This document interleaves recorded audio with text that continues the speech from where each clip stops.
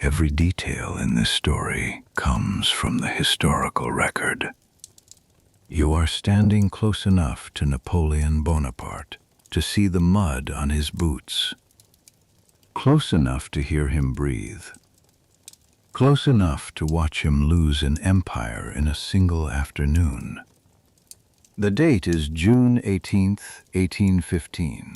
The place is a ridge in southern Belgium, 9 miles south of Brussels, on a road that leads to a village called Waterloo. And you are about to witness the last battle that will ever be fought under the French Imperial Eagle. But first, there is this. There is a man who cannot stop coughing, riding a gray horse named Marengo, dictating letters in the pre-dawn dark with the same hand that signed the decree that changed the borders of Europe. He is 45 years old, and he looks older. His face is pale and soft in ways that portraits do not show. His teeth are bad. His stomach has been giving him trouble for days. And there is a charge.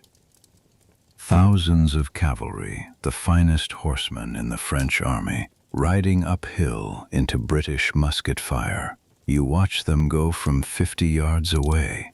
The thunder of hooves is so total, it removes every other sound from the world. You watch them crest the ridge and disappear into smoke. You wait, and then you watch them come back, broken, horses falling, men screaming, and the ridge still held by the men in red coats who did not move an inch. There is a moment, sometime around 7 in the evening, when a sound passes through the French line like wind through a field. La garde recule. The guard is retreating. You have served in this army for 11 years. You have stood on battlefields in Spain, in Prussia, in Russia, in the frozen wreckage of the Grande Armée as it staggered home from Moscow. In all of that, in all of those years, you have never once heard those words. The Imperial Guard does not retreat. The Imperial Guard has never retreated. When those words reach the men on the line, something breaks, not in one place, everywhere. Simultaneously, 60,000 men who were still fighting look up and hear that the Guard is running, and something in them releases like a cut rope, and the battle, which was already bleeding, simply ends. There is a farmhouse. The farmhouse is called La Haie Sainte. It sits in the center of the battlefield, at the bottom of the slope that divides the two armies. It is built from stone.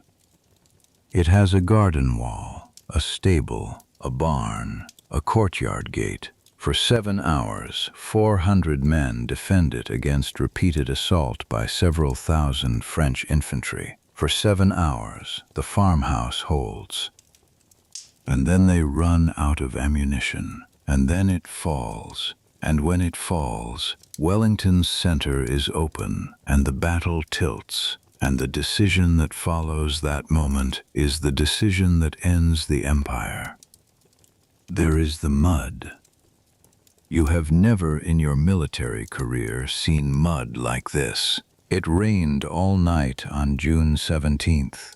It rained so hard that the fields on either side of the Brussels road became soup, and the artillery horses could not pull the cannons through it, and the infantry marched with 10 pounds of Belgian clay on each boot, and when a man fell, he sometimes needed help just to stand again. Napoleon delayed the start of the battle by 4 hours because of this mud. Those 4 hours were the 4 hours that allowed the Prussians to arrive on his right flank, and the Prussians arriving on his right flank was the thing that could not be recovered from. Everything that follows from the mud.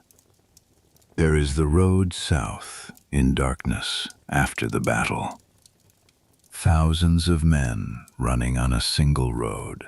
cannon abandoned, eagles dropped, men throwing away their rifles to run faster, the carriages of the imperial household overturned and looted by the soldiers who carried them to glory for 20 years, Napoleon himself somewhere in the dark, on horseback, saying nothing, riding south with what remains of his escort, the empire behind him dissolving in the dark like salt in rain.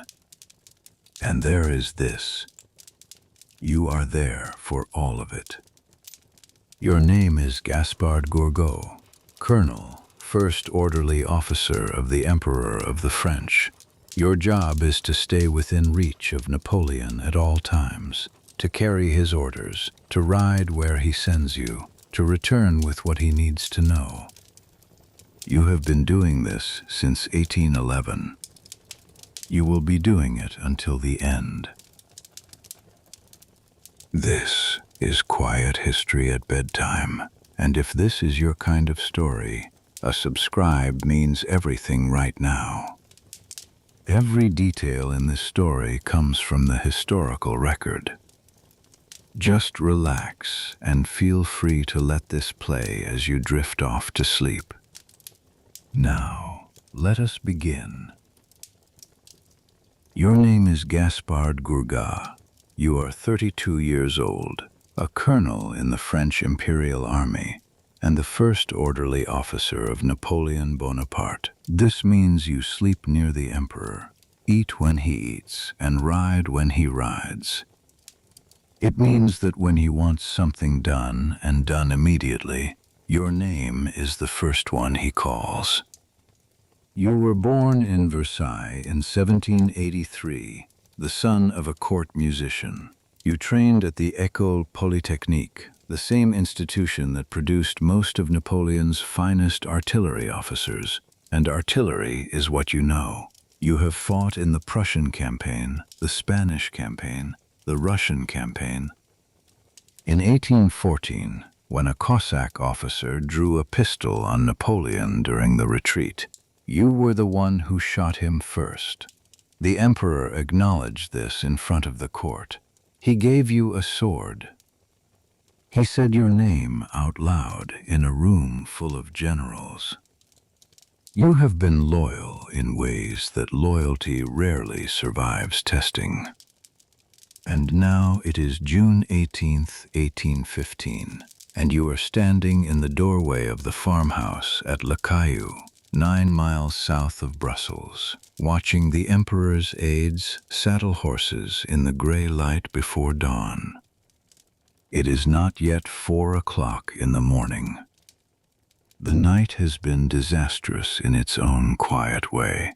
It rained so hard on June 17th that the roads became rivers and the fields became bogs, and the army that marched through it arrived wet, cold, exhausted, and scattered. The infantry came in through the night in separate columns, soaked to the skin, and found their bivouac positions in the dark by feel. There are men sleeping in the mud right now, wrapped in oilcloths, with their shakoes pulled over their faces, because there is no dry ground and there is no shelter and there is no choice. You know this because you walked the line at midnight with a lantern. The army that stands ready this morning is 123,000 men. It is not the Grande Armée of Austerlitz or Jena. Many of those men are gone, left in the snow outside Moscow, or buried in Spain, or surrendered after Leipzig. What stands here is what France produced after the first abdication, a rebuilt army, rebuilt in 100 days. And it is good, most of it. The veterans are real veterans. The artillery is excellent. The cavalry is strong. But it is smaller than the army it faces. Wellington commands approximately 68,000 men on the ridge above you, on the long slope of Mont Saint-Jean. Blücher's Prussians, roughly 48,000 strong, are somewhere to the east, their position uncertain. Napoleon's intelligence this morning holds that the Prussians were badly beaten at Ligny 2 days ago and are not yet reformed. This is not entirely accurate, but it is what the maps in the farmhouse show at 4 o'clock on the morning of June 18th. You step outside. The air is cold and smells of wet earth and horses. The lanterns hanging from the farmhouse eaves swing slightly in a wind coming up from the south. The farmyard is crowded with horses and officers and couriers coming and going. Mud on every boot, every face drawn with the particular tiredness of men who have not slept. You walk to where your horse is tied and check the girth strap, check the saddle. Run your hand down his left foreleg to feel for heat or swelling. His name is Fleur, a bay gelding you have had since Spain. He is 7 years old and steady under fire, which matters more than anything else a horse can be. Napoleon comes out of the farmhouse at roughly 3:30. He is wearing his gray overcoat over his white uniform, the bicorn hat at its customary diagonal, and he walks with the slightly rolling gait you have learned to read over 4 years of close observation. When he is thinking hard, he walks faster. When he is satisfied, he walks slowly and clasps his hands behind his back. This morning, he is walking fast. He calls for his horse and for Soult and for the maps. Marshal Soult is the chief of staff, a competent man who has spent the last week trying to manage a planning process that Napoleon largely refuses to delegate. Soult appears from somewhere inside the farmhouse with a rolled map under one arm and a look on his face that says he has not slept either. They stand together in the farmyard and speak quietly. You are 10 feet away. You hear enough. The ground, Napoleon says. What is the ground like now? Soult tells him what you already know. Still soft. The wheels sink to the axle on the left approach. The artillery will struggle to reposition once committed. Napoleon makes a sound that is not quite agreement and not quite dismissal. He asks about Grouchy. Marshal Grouchy commands the right wing, 33,000 men sent after the Prussians 2 days ago. Grouchy's orders were to pursue and to prevent the Prussians from rejoining Wellington. No messenger from Grouchy has arrived in the last 6 hours. Soult says so. Napoleon says Grouchy will have them occupied. He says this with the certainty of a man who believes that what he has decided will occur. You have heard him speak this way before, and you have learned, over 4 years, that this certainty is real and not performance. Napoleon genuinely believes, in a way that is difficult to explain to someone who has not stood near him, that the world will organize itself around his intentions. For 20 years, it largely has. The question that no one in this farmyard speaks aloud, the question that sits in the cold air between the lanterns and the horses, is whether the world will continue to do so today. A mounted courier arrives from the direction of Quatre Bras. He dismounts and reports to Soult. The ground, he says, is beginning to firm on the Charleroi road. Some of the fields on the right have drained adequately. Napoleon hears this and makes his first decision of the day. The attack will not begin before noon. This is significant. This is not a delay of convenience. This is a delay of necessity. The French artillery needs firm ground to maneuver. The horses pulling the 12-pound guns cannot find purchase in the mud that covers these fields this morning. If the attack goes before the ground firms, the artillery that is Napoleon's greatest advantage, that has always been his greatest advantage, the massed battery fire that breaks the enemy line before the infantry advances, will be compromised from the start. And so the army waits. Noon is 8 hours away. You eat breakfast at the farmhouse table, standing, with a piece of bread and a cup of coffee that is almost cold by the time you drink it. The farmhouse at Le Caillou belongs to a man named Gourgaud, who left with his family when the army arrived. His furniture is still here.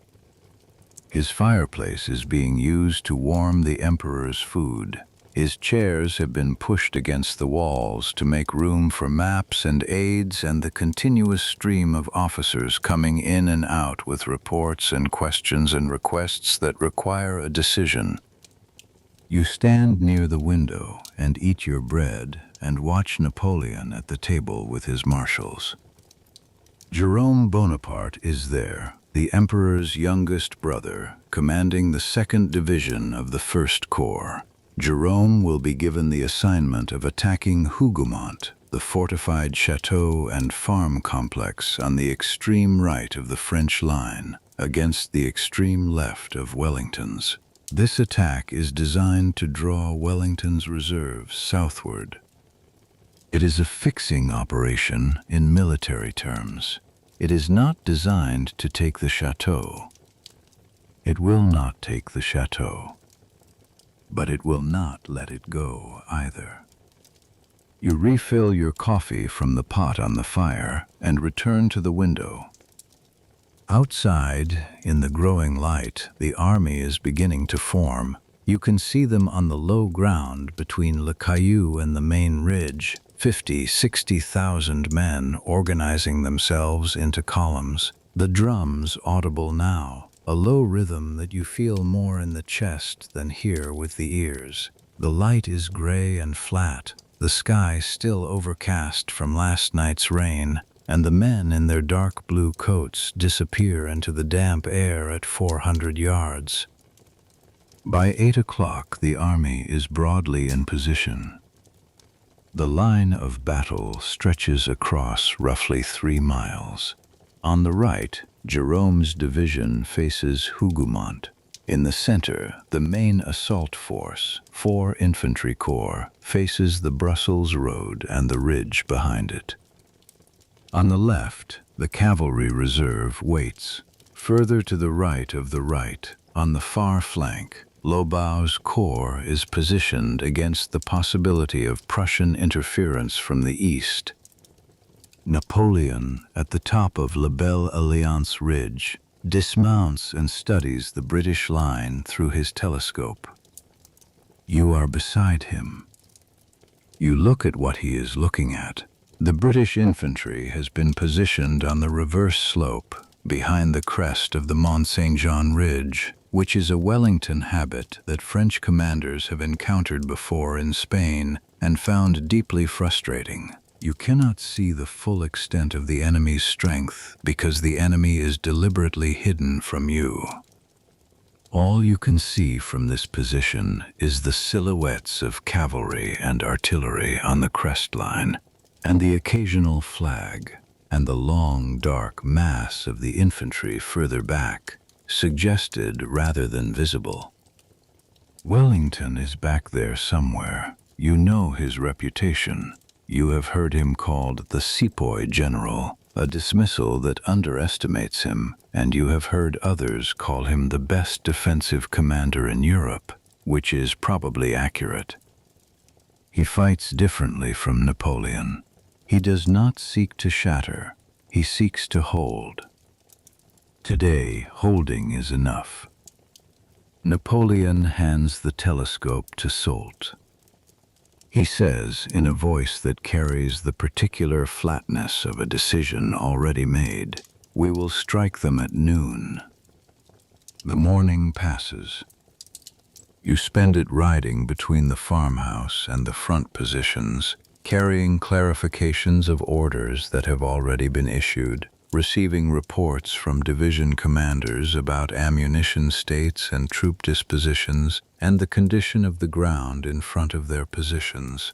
This is the texture of your work, the constant movement, the translation between Napoleon's intentions and the reality of the men and horses and guns who must execute them. The ground is firming.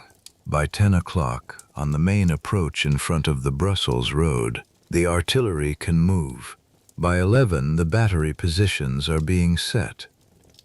There is a visitor to the French line this morning that you will only learn about later in accounts written after the battle. A Prussian officer, a liaison attached to Wellington's headquarters, will later write that he watched the French deployment from the British Ridge and thought, for a moment, that he had never seen an army so perfectly arranged for battle. The column formations, the artillery placement, the flags of the regiments moving into position were, he wrote, like watching something designed rather than improvised.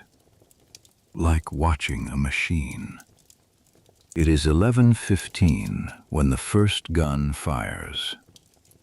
It comes from the direction of Hougoumont, to the right, then a second gun, then a rolling exchange that builds within 2 minutes into a sustained artillery duel on the right wing, the smoke beginning to rise in white columns above the trees and walls of the chateau complex. Napoleon, on his horse at La Belle Alliance, hears it. He does not look surprised. He had expected it to begin on the hour, at 11 o'clock. Jerome, it seems, jumped by 15 minutes. This is not a significant deviation. Napoleon makes no comment. He lifts the telescope again and studies the direction of the smoke. The attack on Hougoumont has begun. You watch him watch it. His face in this moment is the face you have studied for 4 years.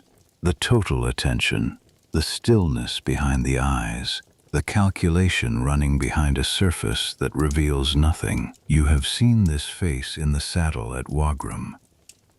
You have seen it standing in the ruins of Smolensk. You have seen it in the coach on the retreat from Moscow, sitting across from Caulaincourt, saying almost nothing for hours at a time while the army dissolved outside the windows. He is 50 feet from you. He looks like a man who is winning. An orderly arrives with a message from Jerome. The attack on Hougoumont has made initial contact. The chateau's orchard has been entered. The walls are proving difficult. Napoleon dictates a response in 3 sentences. You memorize the route Jerome's messenger came from, in case you need to write it later. At 11:30, another message arrives. This one is from a cavalry outpost on the far left of the French line, looking east toward the wood of Paris. The message says that movement has been observed on the eastern horizon. The outpost commander believes it may be Prussian troops. Napoleon reads this and is quiet for a moment. He says it is Grouchy, falling back from his pursuit, rejoining the main army as ordered. Soult says nothing. You say nothing. There is no confirmation that Grouchy has been ordered to rejoin.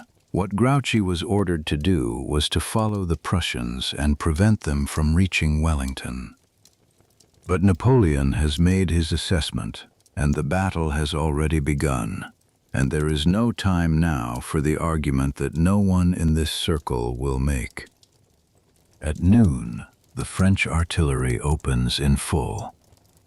80 guns, arranged in a grand battery along the front of the central position, fire simultaneously into the British-held ridge. The sound is unlike any single thing you have heard in 11 years of artillery warfare. It is not a series of explosions. It is a continuous physical force. The ground beneath you transmits it. Your horse flinches and steadies, and you hold him with your knees and feel the concussion moving through your chest in waves. The smoke builds immediately into a long white wall across the valley, and within 5 minutes, visibility on the valley floor is reduced to 100 yards. The infantry columns, 4 corps arranged in successive lines, begin to move forward behind the smoke. The Battle of Waterloo has truly begun. De Leon's Corps, the First Corps, 60,000 men arranged in massive divisional columns, advances toward the Brussels road and the ridge above it. These are the formations that will attempt to crack Wellington's center. These are the men that Napoleon has designed this morning's artillery to protect. The cannon fire intended to break the British line before the infantry arrives.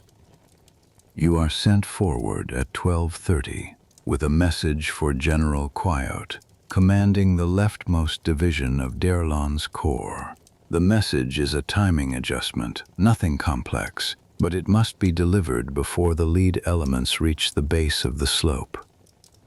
You ride down off the ridge and into the smoke. The noise becomes total. The artillery fire from both sides crosses the valley in both directions simultaneously, and the sound of it at this distance, in the bottom of the depression between the 2 ridges, is a physical weight. You push Fleur forward through the smoke and the acrid sulfur smell of burnt powder, and the ground beneath you shows the marks of the night's rain, hoof prints and boot prints half filled with dark water, and somewhere to your right the sustained roar of the Hougoumont engagement is a different texture of noise, closer and more chaotic. You find Caillou's position by following the flags. You deliver the message. Caillou reads it, nods, and tells you to inform the Emperor that the left is advancing as ordered. He looks past you toward the ridge, and his expression is the expression of a man who is calculating something he does not like the answer to. You ride back. By 1 o'clock, D'Erlon's corps is engaged along the length of the Brussels road. The fighting is happening 200 yards from where Napoleon watches with his telescope. You can hear it as a different sound now, layered under the artillery, a continuous cracking of musketry that builds and recedes and builds again. Napoleon is off his horse. He is sitting on a wooden chair that someone has brought forward from the farmhouse. His feet are flat on the ground, and his hands are on his knees, and his eyes are on the ridge above the smoke. He looks in this moment very tired. You have not seen him eat since the bread this morning. You have not seen him drink water. You have seen him take pinches of snuff from the small box he keeps in his waistcoat pocket, and you have noticed that he is taking them more frequently than usual, pressing thumb and forefinger to his nose and inhaling with the brief, sharp gesture you have come to associate with moments when the situation is not resolving as intended. At 1:30, a messenger arrives from D'Erlon. The assault columns have been checked.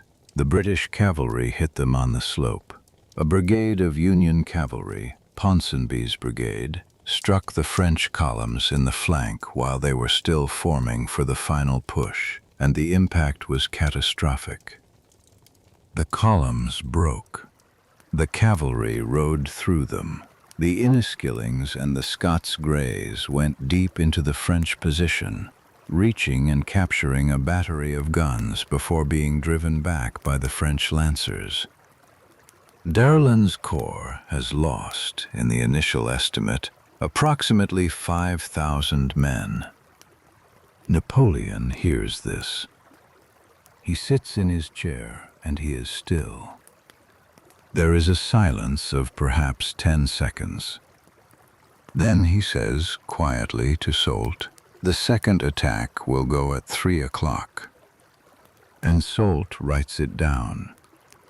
You stand with your horse at the edge of the Emperor's position, and you watch the smoke above the valley, and you think about the clock. It is 1:30. The sun will set around 9:30. That gives the French army approximately 8 hours of remaining daylight. 8 hours. It will not feel like enough. To the east, through a gap in the smoke, you can see the edge of the wood of Paris, and at the edge of the wood, just visible, there is movement. Dark columns moving west. They are not grouchy. The movement resolves slowly over the course of 20 minutes from abstraction into certainty. By 2 o'clock, it is no longer possible to call it ambiguous. The columns emerging from the eastern wood are Prussian. The vanguard of Bülow's 4th Corps, which has been marching since before dawn, has arrived at the edge of the battlefield. Their numbers are impossible to count from this distance, but the width of the column as it emerges from the tree line is not the width of a reconnaissance force or a cavalry screen. This is a corps. This changes the battle. You watch Napoleon receive this information. A cavalry officer rides up from the eastern screen, his horse lathered, and delivers the report directly. Napoleon listens. His expression does not change in any way that would be visible to a stranger, but you know his face.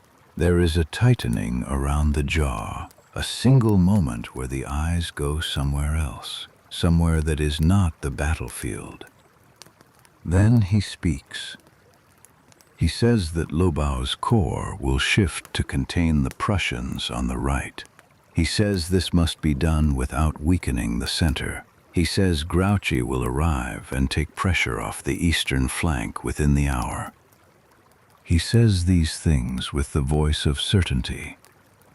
But you know what is in the dispatch pouch that arrived this morning from Grouchy's headquarters, because you were the one who carried it to Soult.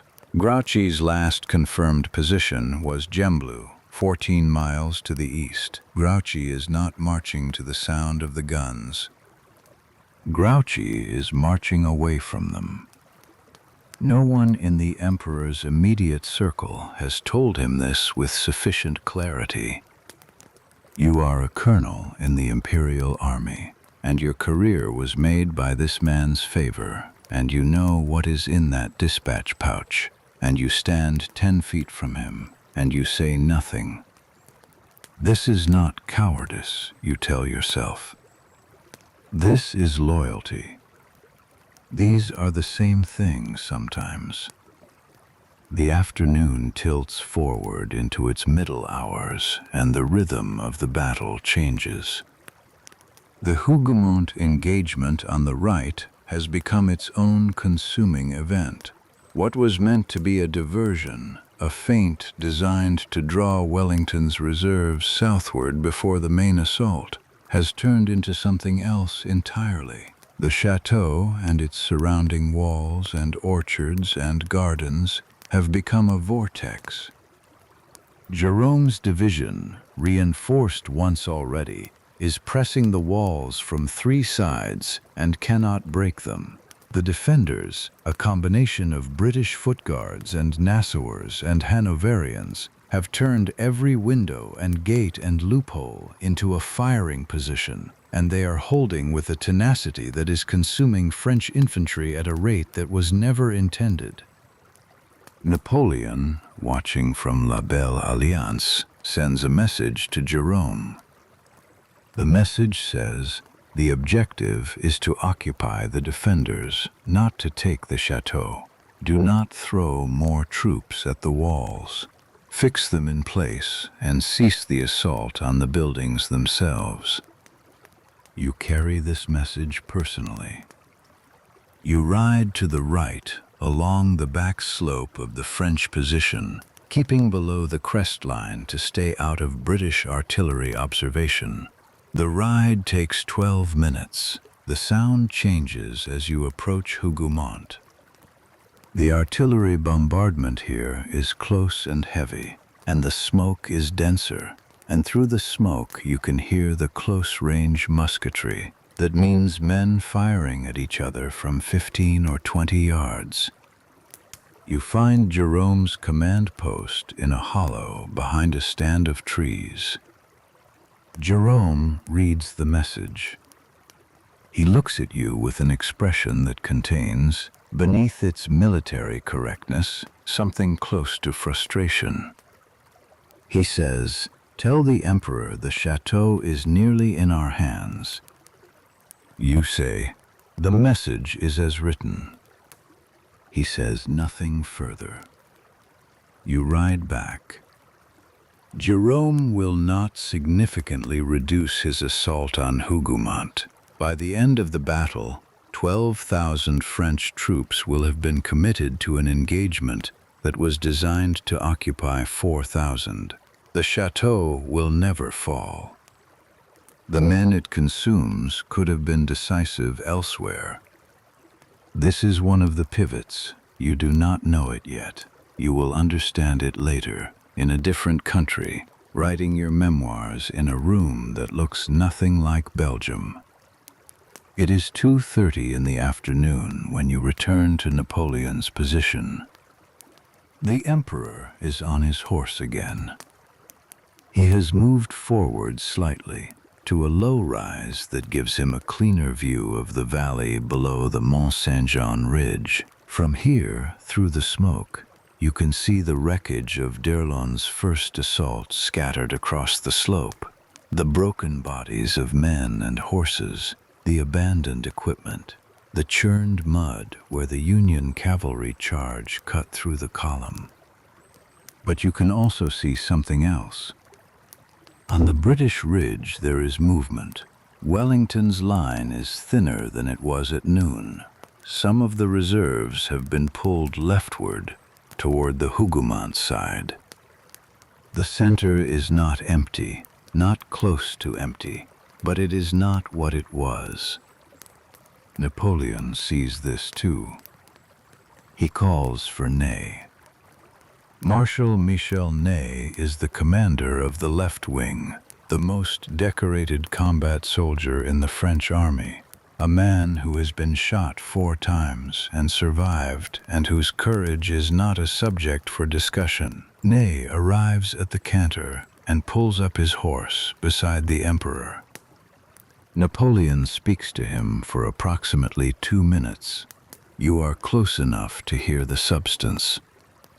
The center is to be tested again. d'Erlon will reform and advance by 3 o'clock. The artillery will shift its fire to the ridge crest before the advance. Ney will coordinate the timing personally. Ney says he understands. He rides away at the gallop.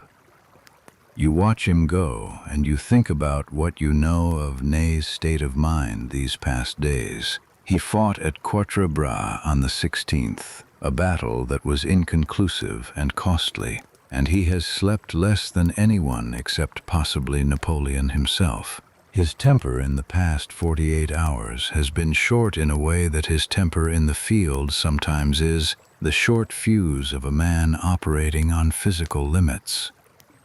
This matters in ways you cannot yet articulate. The Grand Battery reopens at 2:45. 80 guns, the same guns as before, in the same positions, firing again into the same ridge. The smoke builds again. The sound builds again.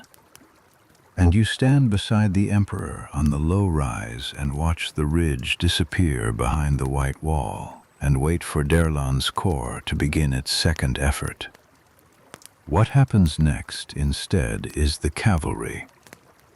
It begins with a mistake in observation, or possibly a mistake in communication, or possibly the combination of those two things that produces the kind of catastrophic misunderstanding that battlefields manufacture out of smoke and noise and tired minds.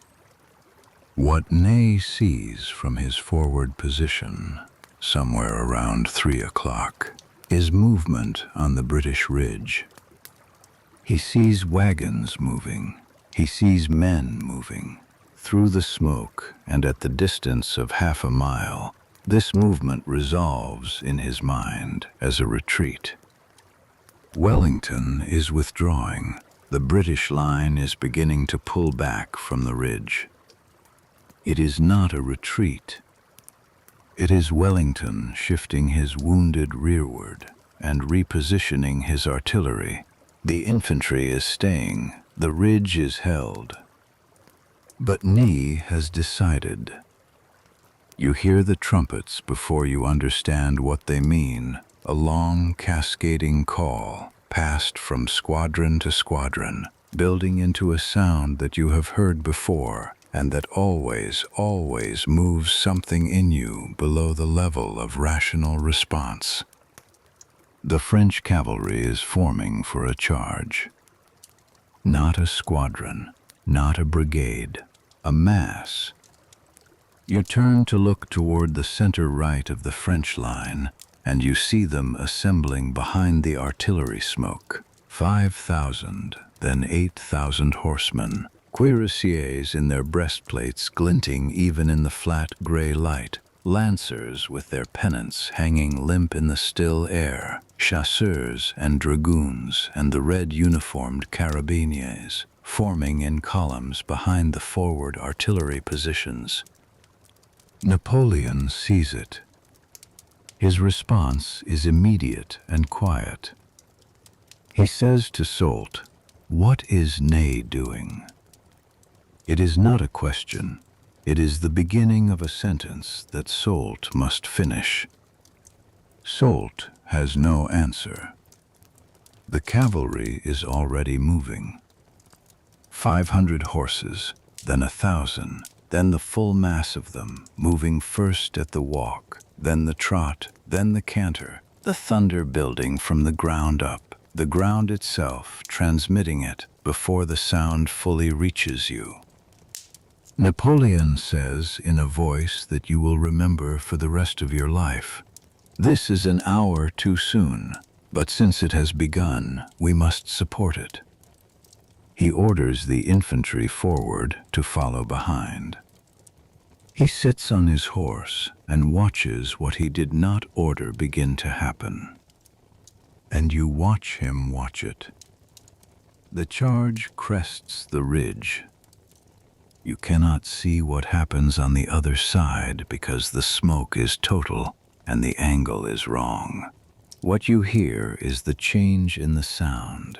The thunder of hooves goes up and then changes quality, becomes something that includes screaming, becomes something that includes a different percussion, and then a long, sustained crackling that is musketry at very close range. A rider comes back within minutes. He reports to Soult, "The cavalry has reached the British line. The British infantry has formed square. The horses cannot penetrate the squares. The charge is circling the squares and unable to break them." British infantry squares. You know the formation. Every French officer knows it. A hollow rectangle of men 4 ranks deep, bayonets outward on all sides, forming an obstacle that cavalry cannot break because horses will not charge a line of bayonets. Inside the square, the men are packed close enough to touch. They fire outward in rotation.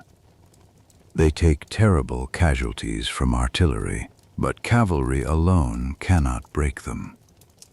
The charge needed artillery support. The artillery is too far back to move forward quickly enough. The charge is happening without the guns. Napoleon watches the smoke above the ridge. He orders the batteries to advance and give the cavalry support. The battery horses are hitched. The guns begin to move.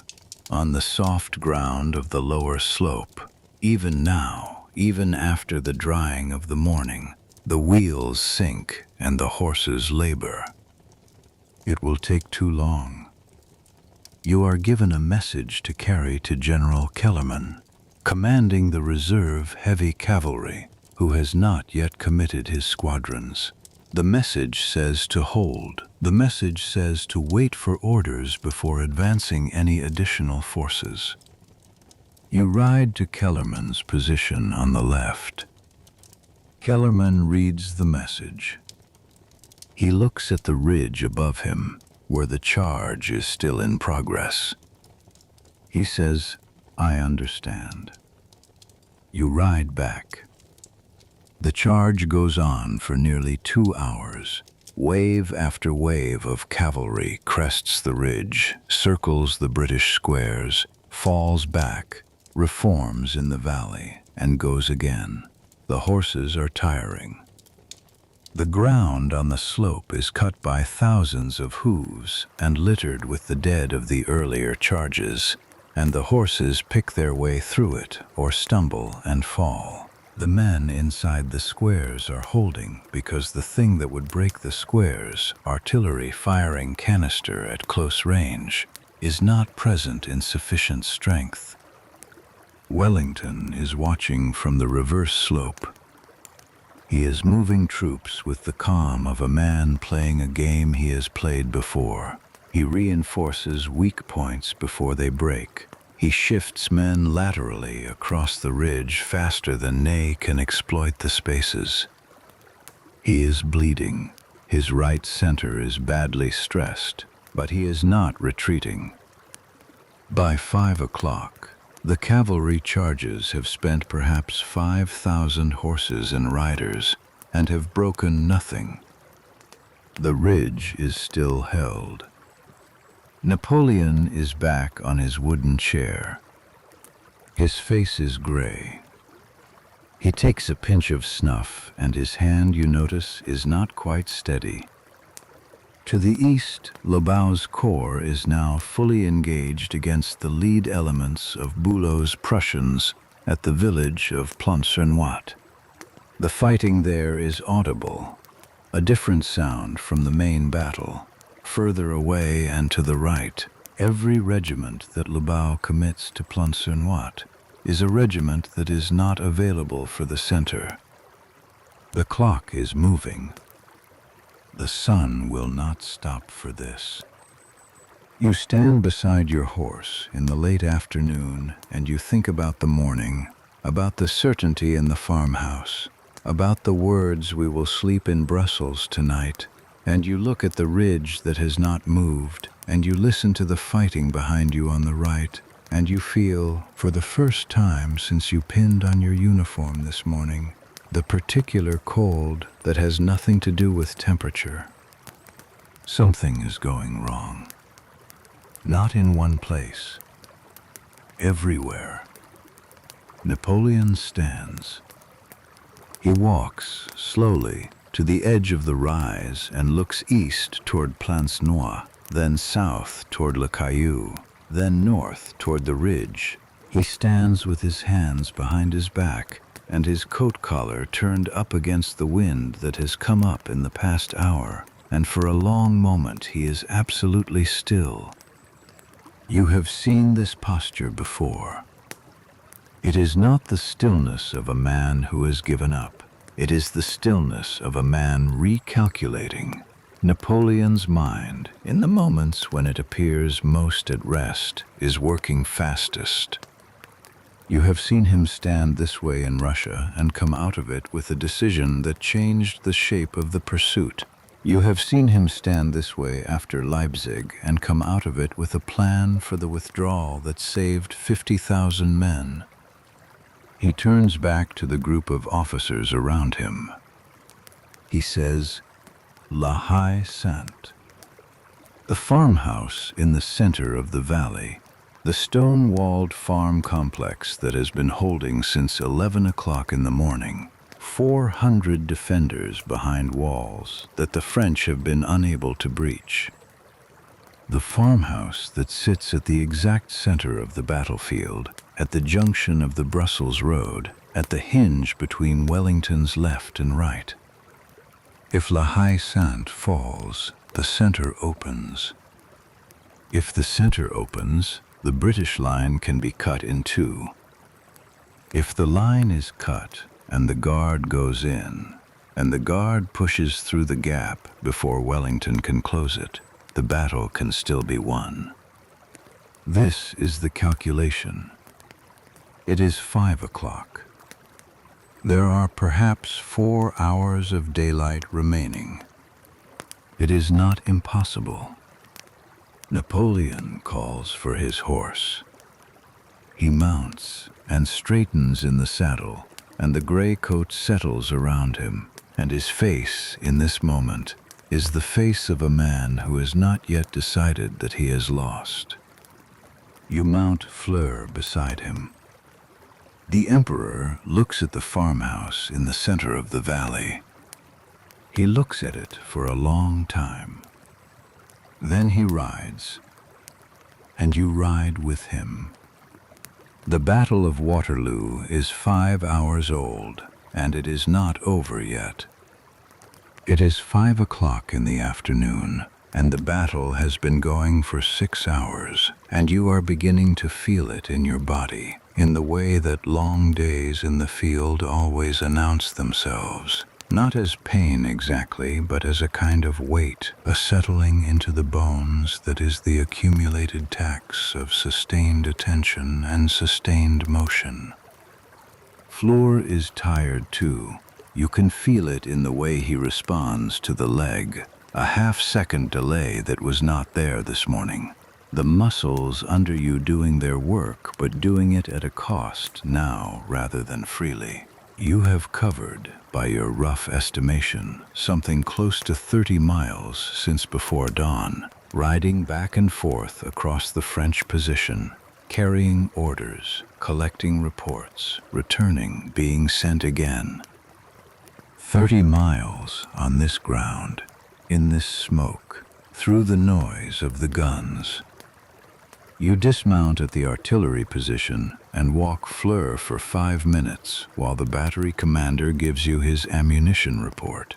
The horse lowers his head and blows air through his nostrils, and you put your hand on his neck and feel the heat there.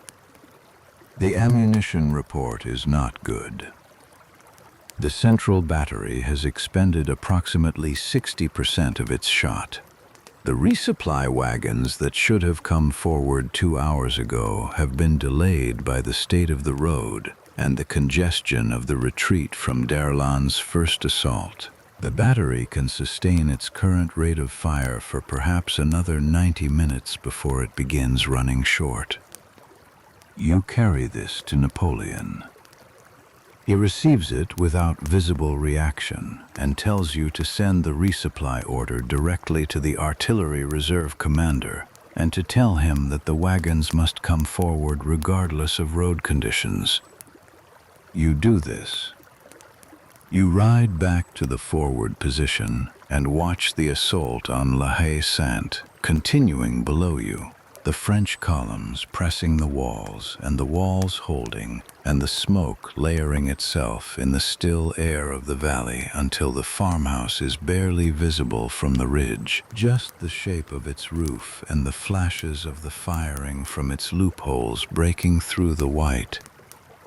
A battery sergeant near you is loading and firing his 12-pounder with the mechanical efficiency of a man who has done this sequence so many times that his hands perform it without instruction from his mind. Ram the cartridge, ram the ball.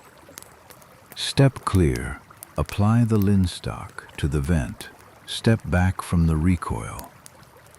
The gun fires and runs back on its carriage, and the sergeant steps forward again and begins the sequence again. He has been doing this since noon. His face is black from the powder smoke. His hands are wrapped in cloth at the fingertips where the heat of the barrel has burned through the skin over the course of the afternoon. He does not look at you. He does not look at anything except the gun and the sequence. This is who fights battles. Not the marshals, not the emperor on his ridge with his telescope.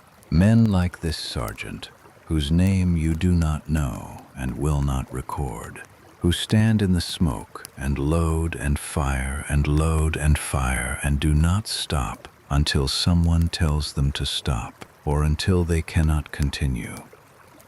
You watch him for a moment longer than your errand requires. Then you ride. The road to La Haye-Sainte runs along the Brussels road, down the slope from the French position, across the floor of the valley, and through the gate of a stone farmhouse that has been held by the King's German Legion since before 9 o'clock this morning. You ride with Napoleon toward the forward battery position, staying below the crest line to avoid British artillery observation. The Emperor is not riding toward La Haye-Sainte itself. He is riding to a point from which he can see it more clearly, a slight rise in the ground behind the forward guns, perhaps 400 yards from the farmhouse walls. From here, through the smoke that lies in layers across the valley floor, you can see the shape of the problem. La Haye-Sainte is a working farm. It was, before this morning, a working farm.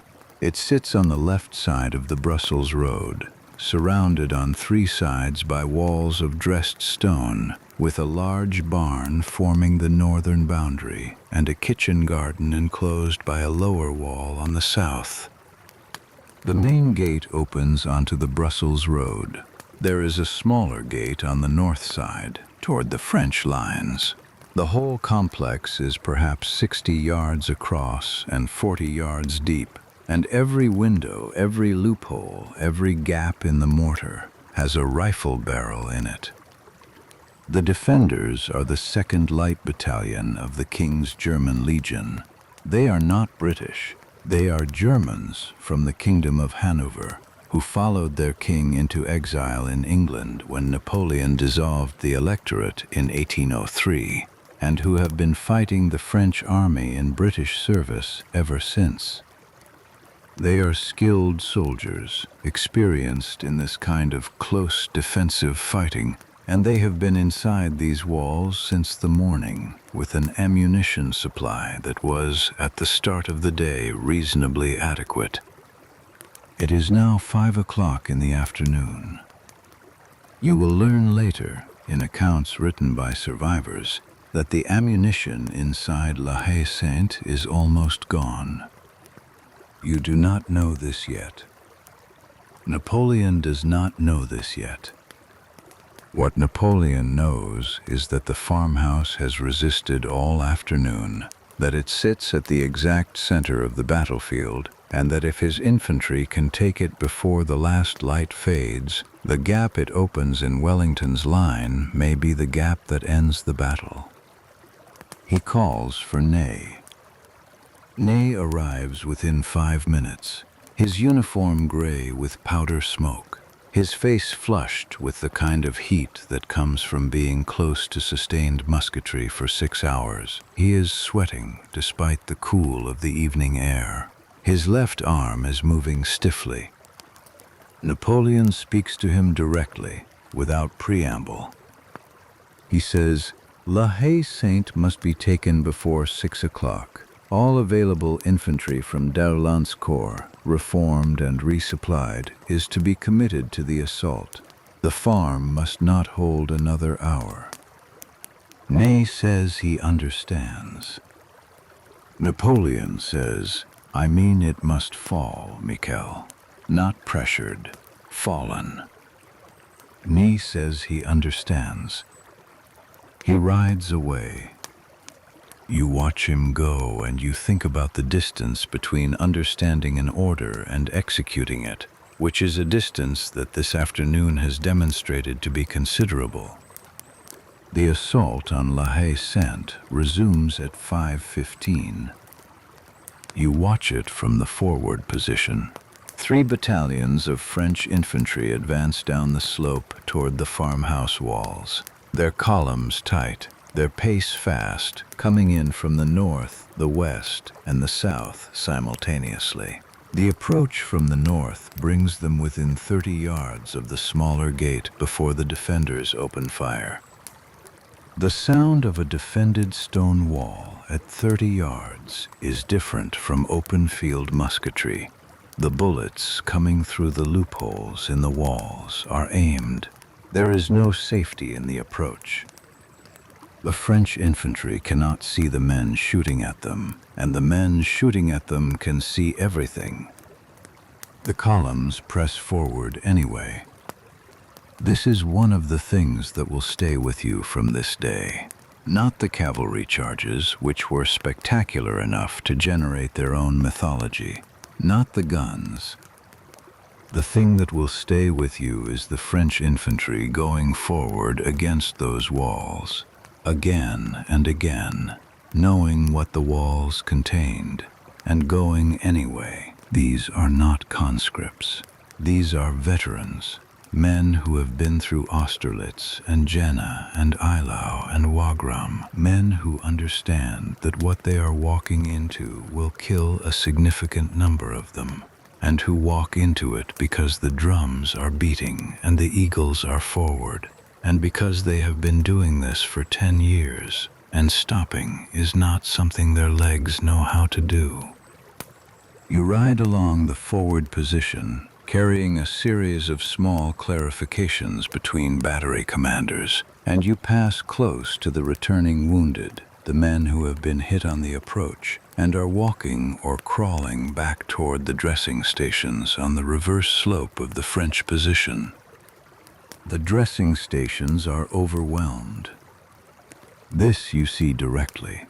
The surgeons' tables behind the forward guns are occupied constantly.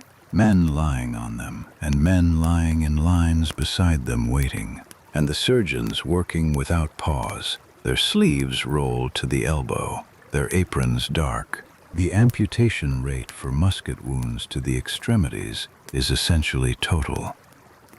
A bone shattered by a .75 caliber lead ball does not heal. It is removed. The surgery takes, for an experienced military surgeon, approximately 4 minutes. The patient is held down by 2 men. There is no anesthesia beyond brandy, and the brandy supply by mid-afternoon is running short. You do not stop at the dressing stations.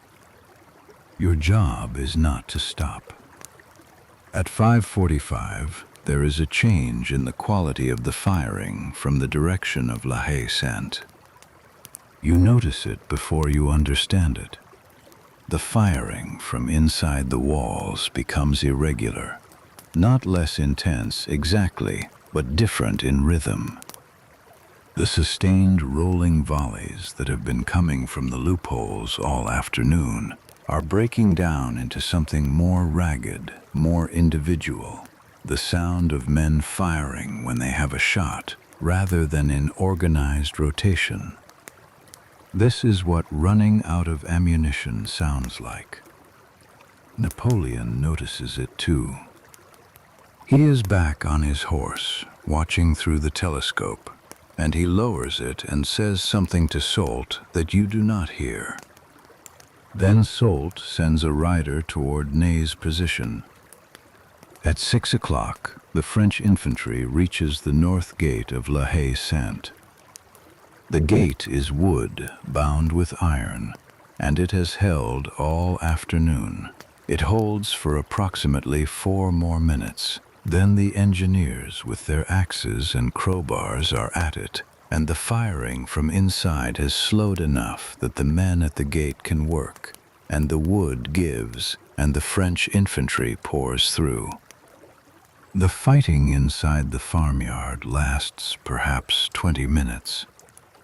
The King's German Legion fights room to room, wall to wall, from the barn to the stable to the kitchen. The survivors, 42 men out of 400 who began the day, escape through the back of the kitchen garden onto the Brussels road and are taken in by the nearest British unit.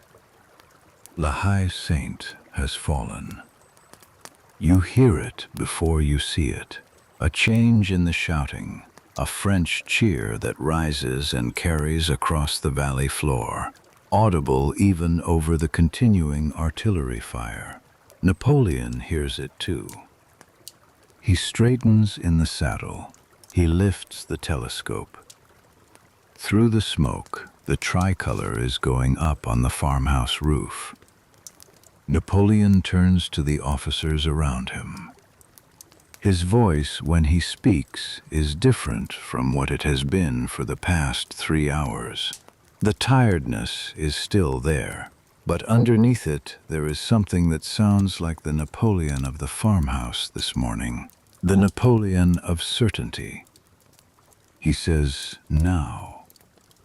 He means the Guard. He is thinking about the Guard. The Imperial Guard is 12,000 men. They are the finest soldiers in the French army, selected from veterans with 5 years of combat service minimum, equipped better, fed better, paid better, and given privileges that the rest of the army resents and respects simultaneously. They have not fired a shot today. They are positioned behind the La Belle Alliance Ridge, in reserve, rested, organized, and waiting. Napoleon has been saving them. Every battle has its moment when the reserve goes in, when the commander commits what he has held back, and the weight of that commitment breaks whatever is left of the enemy's will. This is the principle. This is what Austerlitz was built on. This is what Wagram was decided by. The Guard goes in, and things end. But not yet. Not at 6 o'clock. Because at 6 o'clock, the situation to the east has changed again. You are sent to Lobau's position to carry an inquiry about the state of the Plancenoit fighting. You ride east along the back of the French position, past the artillery reserve, past the Guard's bivouac, where you see them in their tall bearskin caps standing at ease in their columns, the grenadiers of the old Guard, the chasseurs, the young Guard, deployed further east already, the veterans of a dozen campaigns watching you ride past with the absolute stillness of men who know they will be called soon. You reach Lobau's position at the edge of the Plancenoit engagement. What you see stops you for a moment before you continue. Plancenoit is a village of perhaps 40 houses. It sits on a small rise to the right of the main French position. Bülow's Prussians, who began arriving at the battlefield around 4 o'clock, have been pushing against the young Guard's defense of this village for 2 hours. From where you are, you can see the village burning. 2 of the houses are fully alight, the smoke column from them rising higher and straighter than the battle smoke, a clean gray column against the overcast sky. And behind the burning village, filling the space between the village and the eastern wood, there are Prussians. Not the vanguard of Bülow's corps, the main body. And behind the main body, just emerging from the tree line at the edge of your visibility, more columns. These are not Bülow's corps alone. These are Perch's corps, the 2nd Prussian Corps, 30,000 men, who have also been marching since before dawn and have now arrived. You count what you can count, and you deliver your report to Lobau, who tells you what he needs and what he does not have, and you ride back to Napoleon with the numbers in your head. By the time you return to the Emperor's position, it is past 6:30. Napoleon receives your report about the Prussian numbers at Plancenoit. He is quiet for a moment. Then he says that 2 battalions of the Old Guard will be detached to support Lobau at Plancenoit immediately. 2 battalions of the Old Guard. He gives them up from his reserve to hold the right flank. This leaves him 10 battalions of the Guard for the main assault. It is still enough, he says. You believe him because you have believed him for 4 years, and because at 6:30, with La Haye Sainte fallen and Wellington Center open, and the Guard still largely intact, belief is not entirely unreasonable. Napoleon dismounts and walks slowly to the edge of the rise. He looks at the British ridge.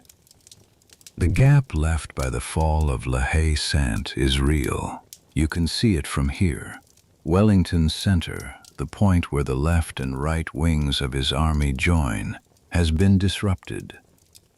French infantry and artillery are now forward in the farmhouse position, which means French guns can be moved up to that point and fire directly into the gap at close range.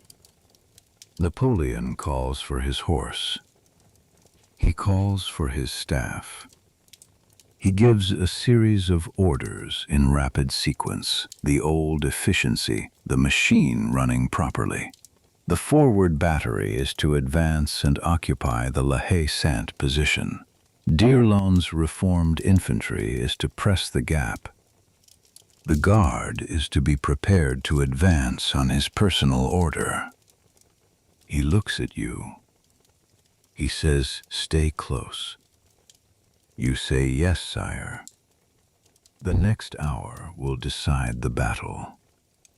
You know this, and he knows this, and everyone in the circle of officers around him knows this.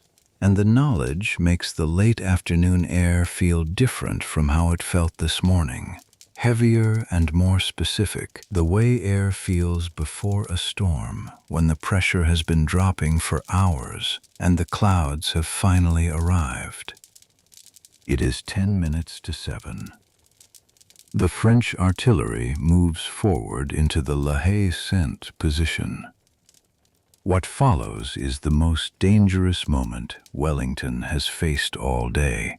The French guns, now placed at the center of the valley, 400 yards closer to the British line than any gun has been all afternoon, open fire into the gap in Wellington's center. The effect is immediate and severe.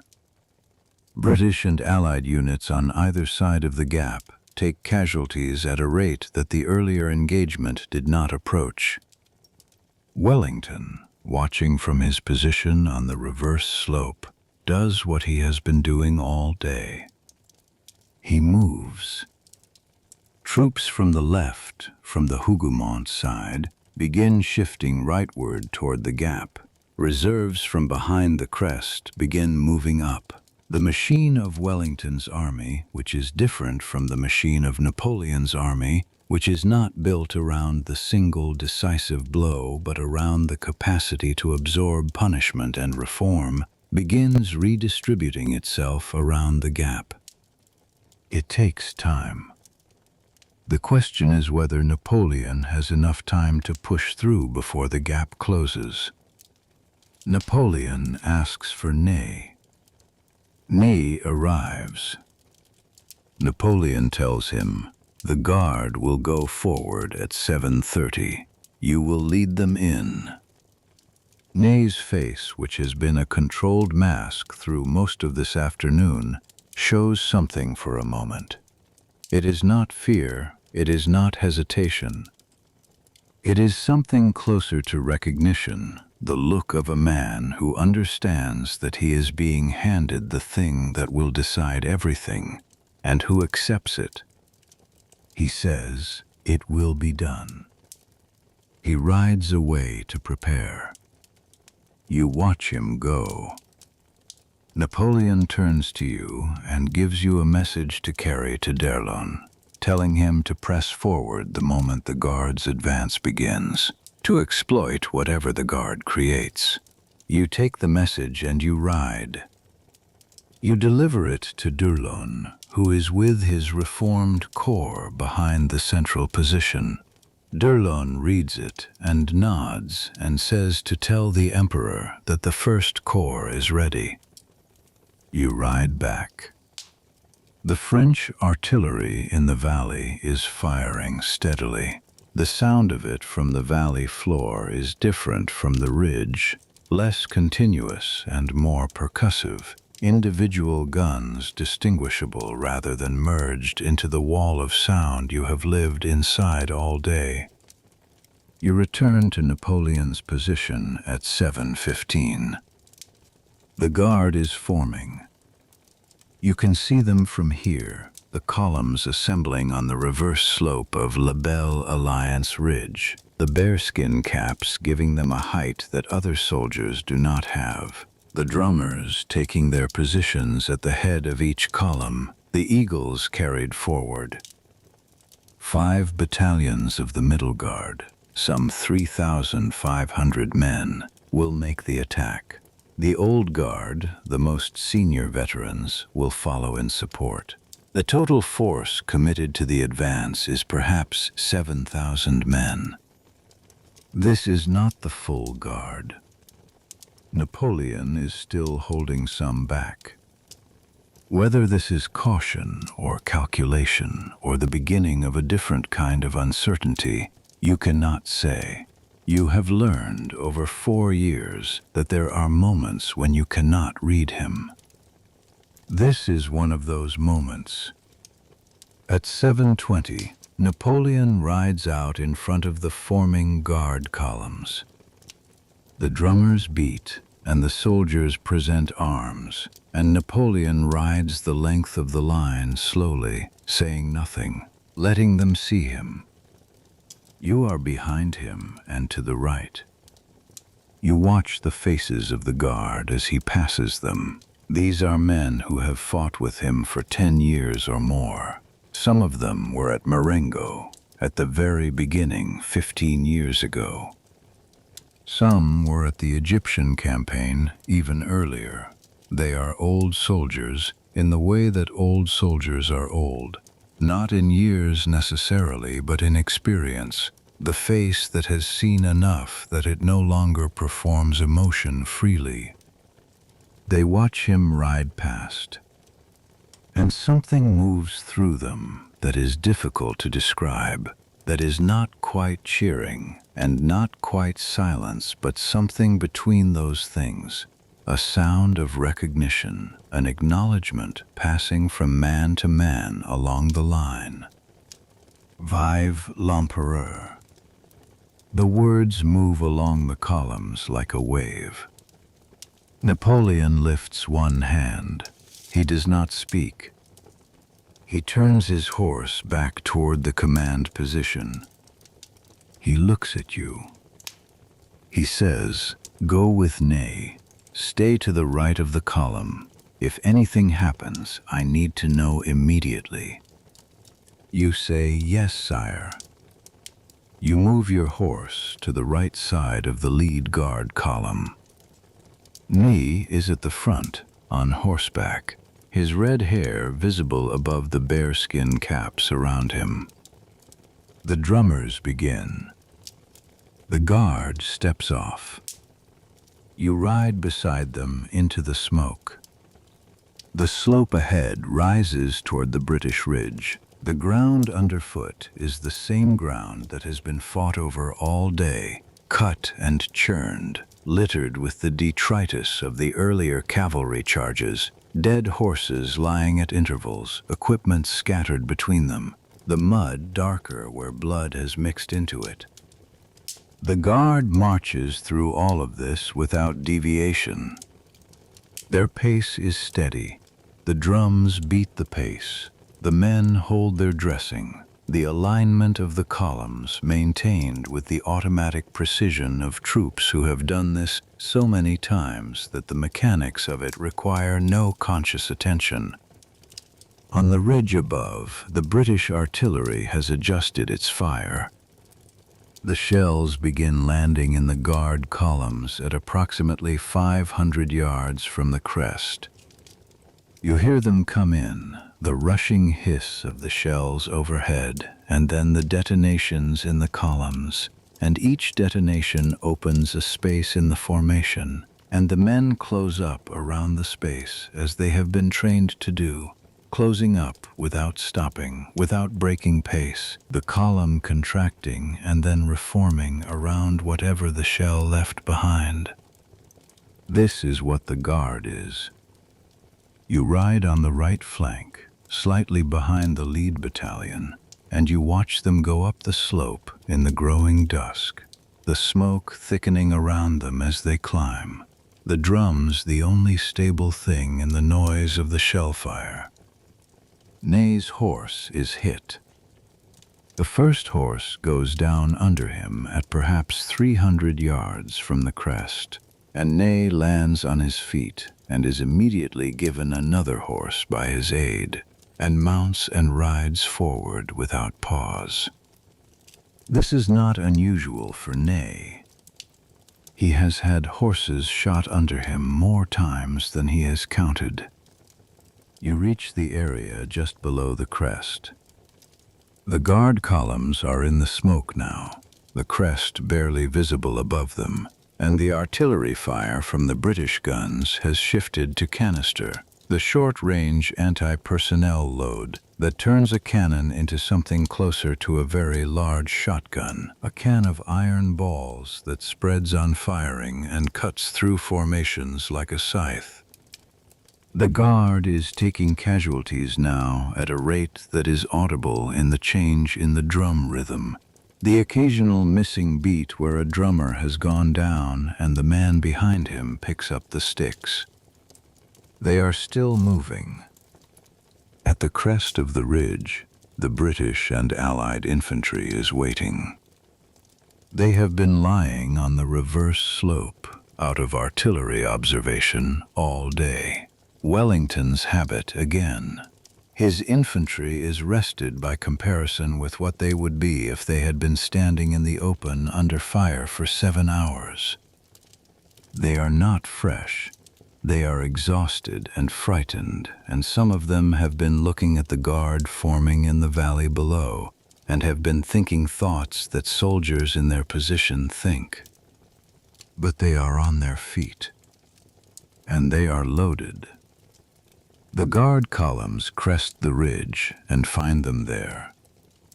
At this range, musketry at 30 yards, the effect of a massed volley is not a sound.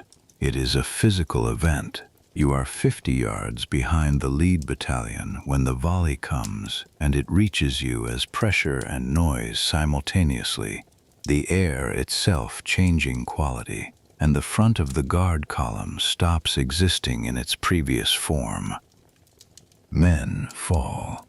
Dozens of men fall, in the first volley alone. The columns push forward through it. This is what they do. This is what they are for. They push forward through the volley and close up around the fallen and push forward again, and the return fire from their own muskets builds into something that should, by any calculation based on previous battles, be enough to break the line in front of them. But Wellington has arranged his men in a way that the smoke has concealed until this moment. The British infantry on the crest are not alone. On the right flank of the Guard's advance, invisible until now in the dying light and the smoke, a Dutch-Belgian brigade and a British brigade have been positioned at an angle to the French line of advance. They are not facing the Guard directly, they are facing the Guard's flank. And at the moment the Guard columns crest the ridge, these brigades open fire from the side.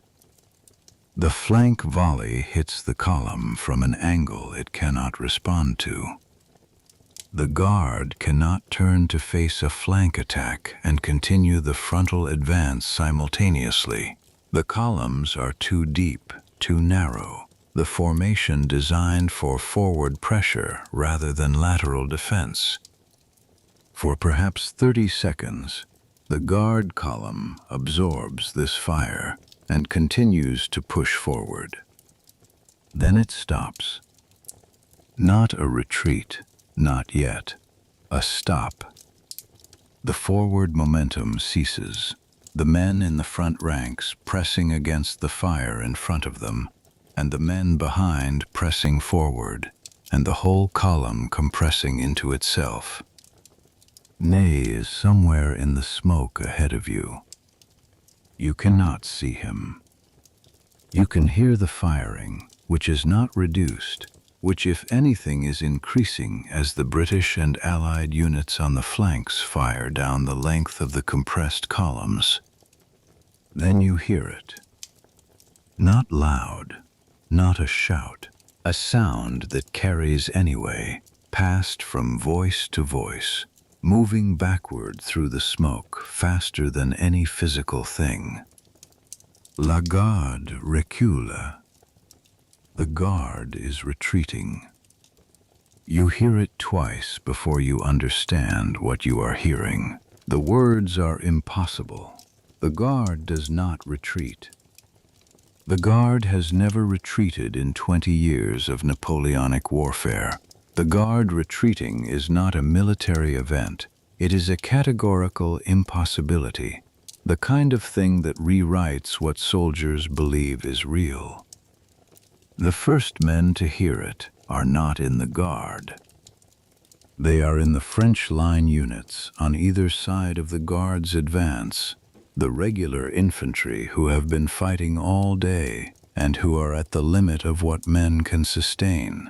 They hear the words, and something in them releases. They begin to fall back. Not in order, in the way that units fall back when the anchor of their belief in the battle's outcome is suddenly removed. Men turning from the line, first individually, then in groups, and then the groups joining, and the joining becoming general, and what was a battle line becoming something else. You wheel your horse. You ride back toward Napoleon's position at the canter, then the gallop. The slope below you, which an hour ago was clear enough to ride at speed, is filling with men moving in the wrong direction. You push through them, calling out, telling them to hold, telling them the guard is reforming, telling them what you are told to tell them in these situations, the words that are supposed to work. They do not work. The men moving past you are past the point where words work. You reach the emperor. Napoleon is on his horse, facing the ridge, watching the smoke above the crest. His face is still. His hands on the reins are still. He looks like a statue of himself. You report what you saw. He listens without interrupting. When you finish, he is quiet for a moment. Then he says, quietly, to Soult, "The guard will form square. They will cover the withdrawal." This is the correct order. It is the only thing left to do. The guard, retreating, will form into hollow squares, the same defensive formation that broke the French cavalry this afternoon, and those squares will become islands in the flood of the retreat, holding ground while the rest of the army passes through and around them, buying time, buying distance, buying the minutes that are the only currency left. The old guard forms their squares on the ridge slope. You can see them from Napoleon's position, the dark rectangles standing against the moving tide of the retreat, solid where everything else is dissolving. The British advance is cresting the ridge now. Wellington has given the signal, and 60,000 men are coming off the reverse slope and over the crest and down into the valley, and the guard squares are the only things in the path of that advance that are not moving away from it. They are firing outward from the squares in rotation. They are holding. They will hold until there is almost nothing left of them. Napoleon watches. He is not moving. One of his aides, l'Abbé Doyer, rides up and speaks to him urgently. The Prussian cavalry, emerging from the Plancenoit direction, has reached the Brussels road south of the main French position. The road of retreat is threatened. The Emperor must move now. Napoleon does not respond immediately. He sits on his horse and he looks at the squares. You are beside him. You do not speak. There is a moment, perhaps 10 seconds, perhaps longer, in which he is simply watching the guard hold in the dying light, the last formation of his army that is doing what armies are supposed to do, and his face in this moment is the face of a man who understands something that he will not say aloud. The thing he built over 20 years, the thing that began in Toulon and ran through Egypt and Marengo and Austerlitz and all the years between, has reached its end on this slope, on this evening, in this light. Then he straightens. He speaks. He says, "South. We ride south." He turns his horse. You turn yours beside him. The guard squares are still firing behind you as you go.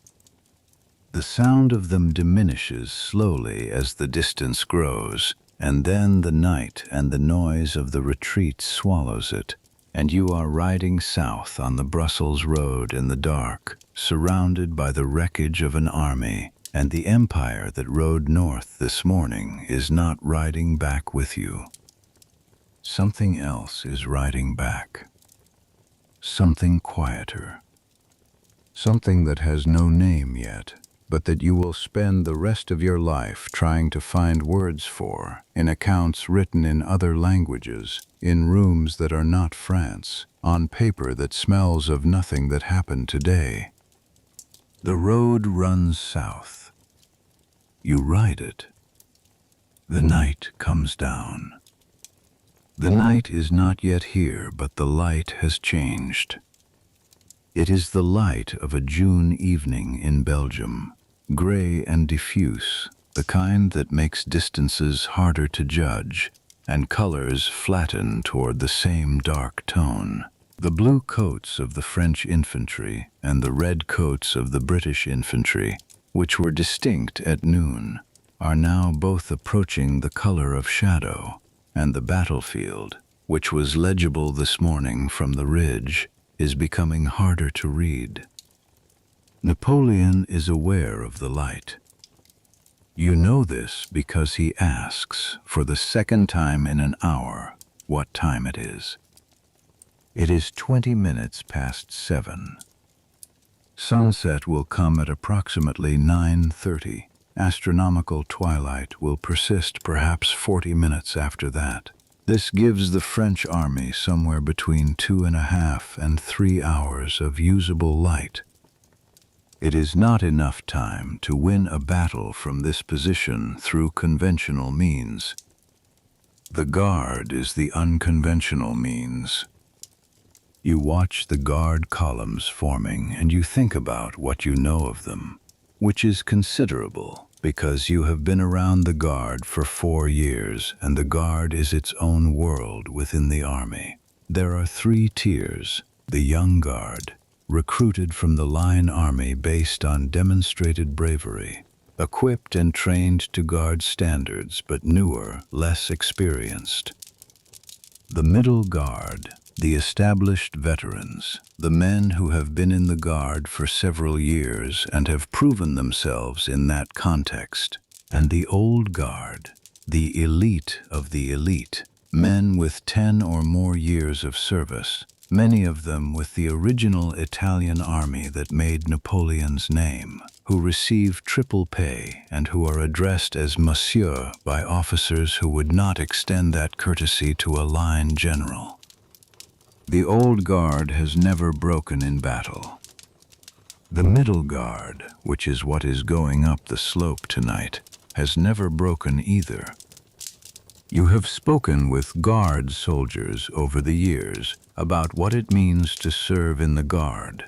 They do not speak about it in terms of pride exactly. It is something quieter than pride.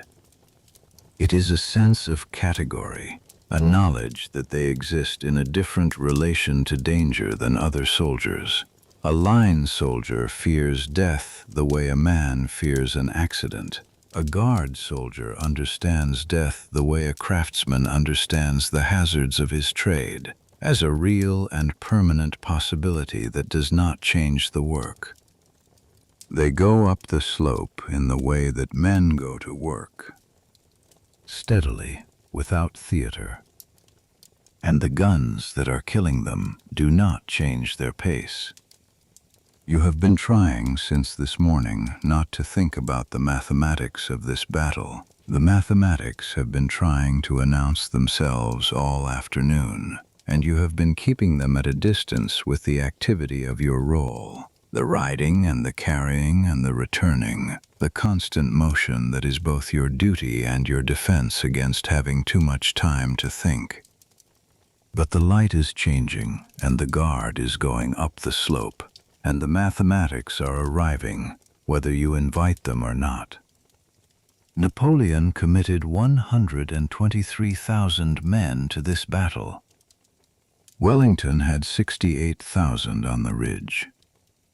In any standard calculation, French numbers should have told.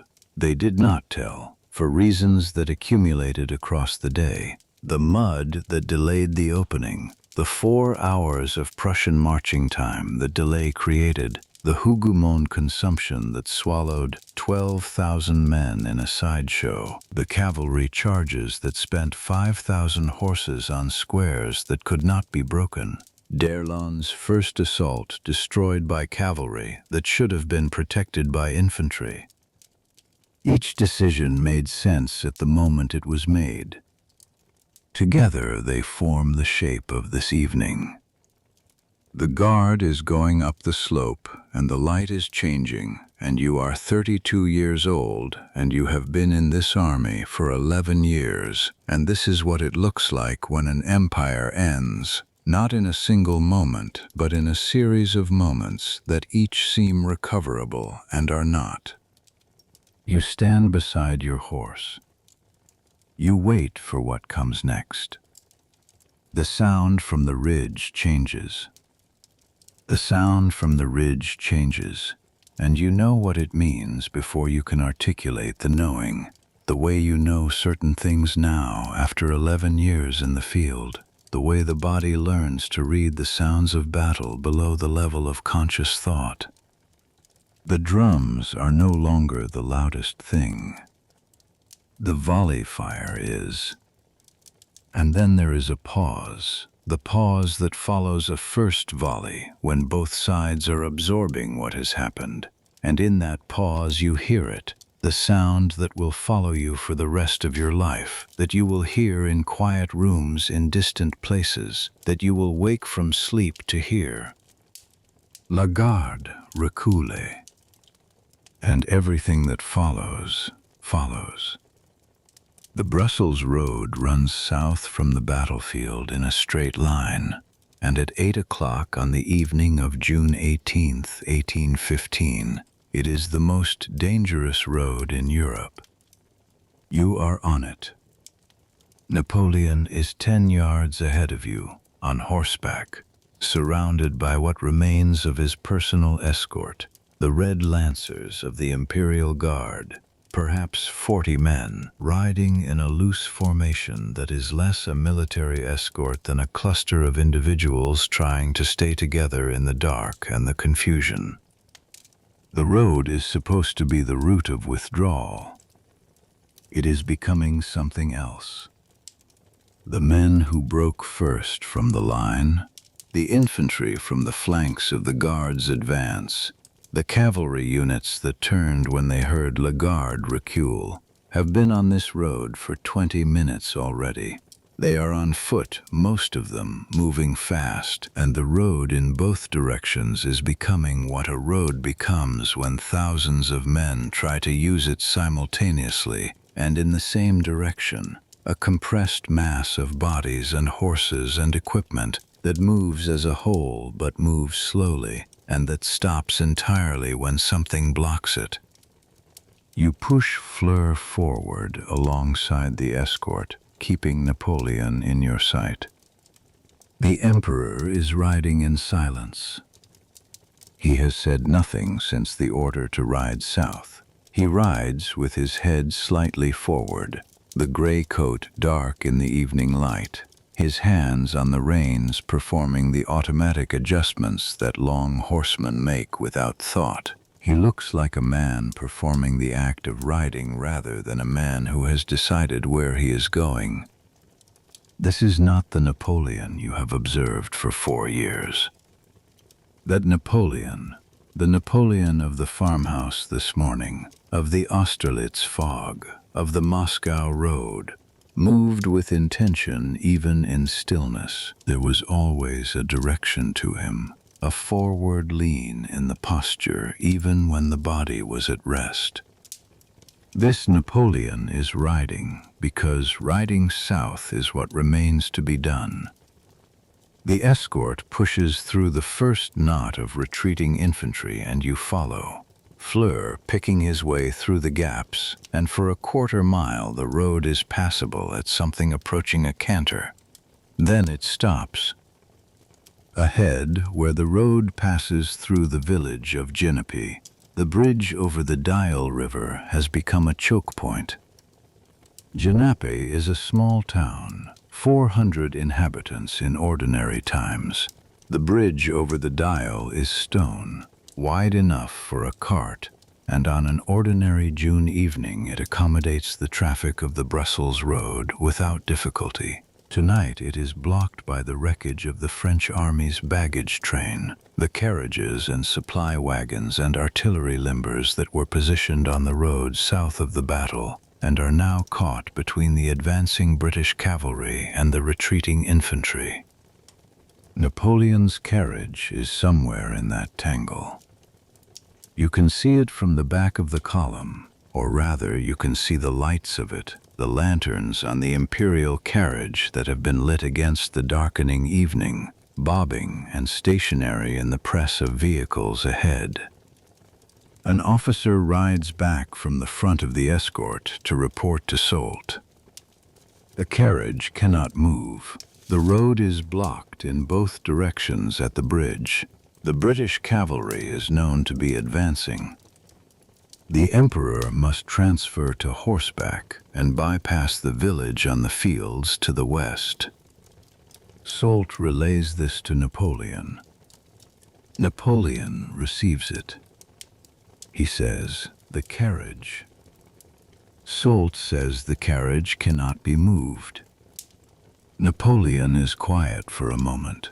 The carriage contains his personal correspondence, his maps, the seals of the empire, the small iron chest of campaign funds, and things more personal than those, things that belong to the life of a man rather than the administration of an empire. It contains a pistol loaded with a double charge that he has carried since Moscow, for a use he has specified to his staff. He says, "What is in the carriage stays in the carriage." He turns his horse west, off the road, into the field. You follow. The field is soft from last night's rain, not the bog of the morning, but still heavy, and the horses move through it at a walk, picking their feet up carefully in the dark. There are other men out here already, officers and cavalry making the same bypass, and the darkness is punctuated by the lanterns of the men who have lit them and the shapes of those who have not. You ride beside Soult. Soult is a methodical man, a competent staff officer, the kind of general who functions better in the administration of armies than in their command, and he has spent the last hour making the calculations that the situation requires. He knows what the night holds. He knows where the nearest organized French forces are, what roads remain open, what towns can be used as collection points for the retreating army. He speaks to you quietly as you ride. He says, Philippeville, that is where we are going. 100 kilometers. We will ride through the night. You say yes. He says, the army will reassemble at Leon. There are still forces. Grouchy's corps is intact. The northern fortresses are garrisoned. This is not finished. You say yes. You say this because it is what you say, because the alternative to saying yes is a conversation that neither of you will have on this road, in this dark, with the Emperor 10 yards ahead of you. You rejoin the Brussels road south of Genappe, past the bridge, and the road here is clearer. The retreating mass not yet arrived in strength at this point, and the escort picks up to a trot. Behind you, you can hear firing. British cavalry has reached the road north of Genappe. The Prussian hussars, who have been advancing from the east along the back roads since Plancenoit fell, are also on the road somewhere behind you. The retreat is being pursued. A retreating army being pursued by cavalry on a road at night is in a kind of danger that does not require explanation to any soldier who has seen it. You ride harder. The Emperor sets the pace. He is riding faster now than he was through Genappe, the horse moving at a steady canter on the firmer road surface. And you match it, feeling Fleur finding something in himself that the 7 hours of this afternoon did not spend. Some reserve that horses carry the way soldiers carry it, available only when the alternative is clear. The night deepens. The stars are not visible. The overcast from last night's rain has not fully cleared, and the sky above is a uniform dark. No moon, no stars. The road visible only as a slightly paler darkness between the fields on either side. You ride by feel and by the sound of the horses ahead of you. At some point in the first hour of darkness, you become aware of a change in the character of the retreat. The men on the road behind you have stopped running. This is not resolution, it is exhaustion. A man can run for 20 minutes, and then he can run no more, and the French infantry who broke from the line at 7:30 have been moving hard for over an hour, and what they are now is not an army retreating in any organized sense, but a crowd of exhausted men walking south, because south is away from the thing that ended the day. They are not dangerous in the way that panicking soldiers are sometimes dangerous, the way a broken unit can become a mob that destroys everything in its path. They are past that. They are simply moving. You pass through them on horseback, the escort pushing carefully through the column of men on the road shoulders, and you watch their faces as the lanterns of the escort light them briefly. Most of them do not look up. They are walking with their heads down, their weapons still in their hands in most cases, their equipment in various states of completeness, some with packs and some without, some with hats and some bareheaded, and all of them with the quality of movement that comes after the body has spent what it had and is now running on the instruction to continue. You have seen this before. You saw it on the road from Moscow. The specific memory arrives without invitation. December 1812. The road from Smolensk to Minsk.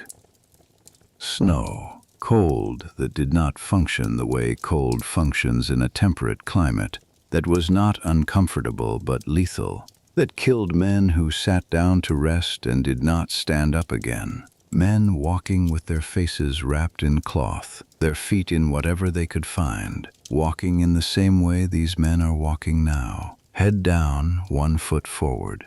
because forward is the only option that does not end in death. That army did not survive. 150,000 men went to Moscow. Fewer than 100,000 came back from it, and many of those who came back were broken in ways that did not show immediately. The campaign of 1813 was fought with an army that contained too many men who had been to Moscow and come back changed. This is not Moscow. The weather is mild, and the distances are not comparable, and there are fortresses and magazines and organized forces ahead. This is not Moscow. You tell yourself this, and you ride. Around 10 o'clock, Napoleon stops.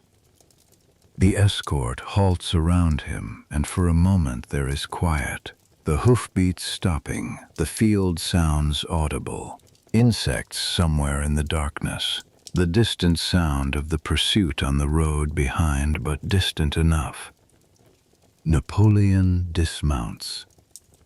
He moves slowly, and you notice it. The way he takes the weight on his right leg coming off the horse. The way he stands for a moment with one hand on the saddle. He has been riding for 18 hours, since before the battle began. He has eaten almost nothing. His stomach condition, which you have known about for months, which affects him unpredictably, and which he will not discuss, has been contributing to his physical state all day. He stands in the road. One of the escort officers produces a piece of bread and a flask of brandy and offers them without speaking. Napoleon takes the bread. He does not take the brandy.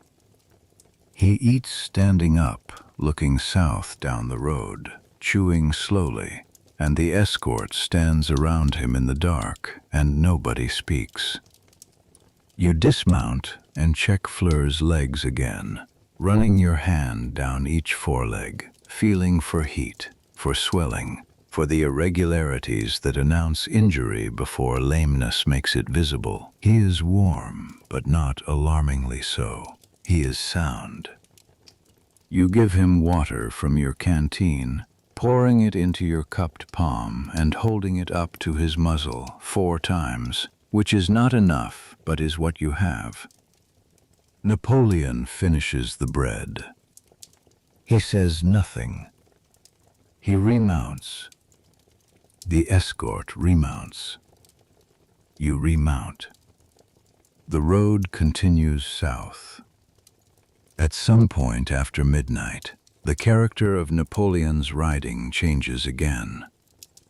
He has been leading the escort at a pace, setting the direction and the speed, the command habit so ingrained that it continued even into the retreat.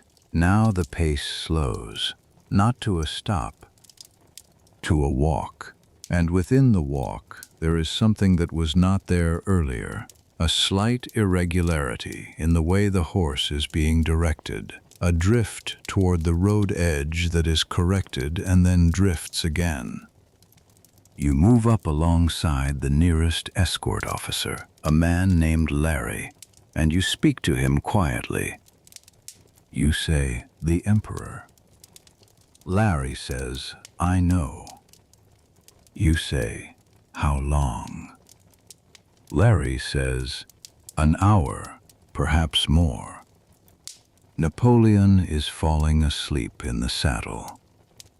This is not unprecedented. Military commanders who have been operating for long enough without rest develop the ability to sleep at the walk, the body maintaining the riding position while the mind departs temporarily.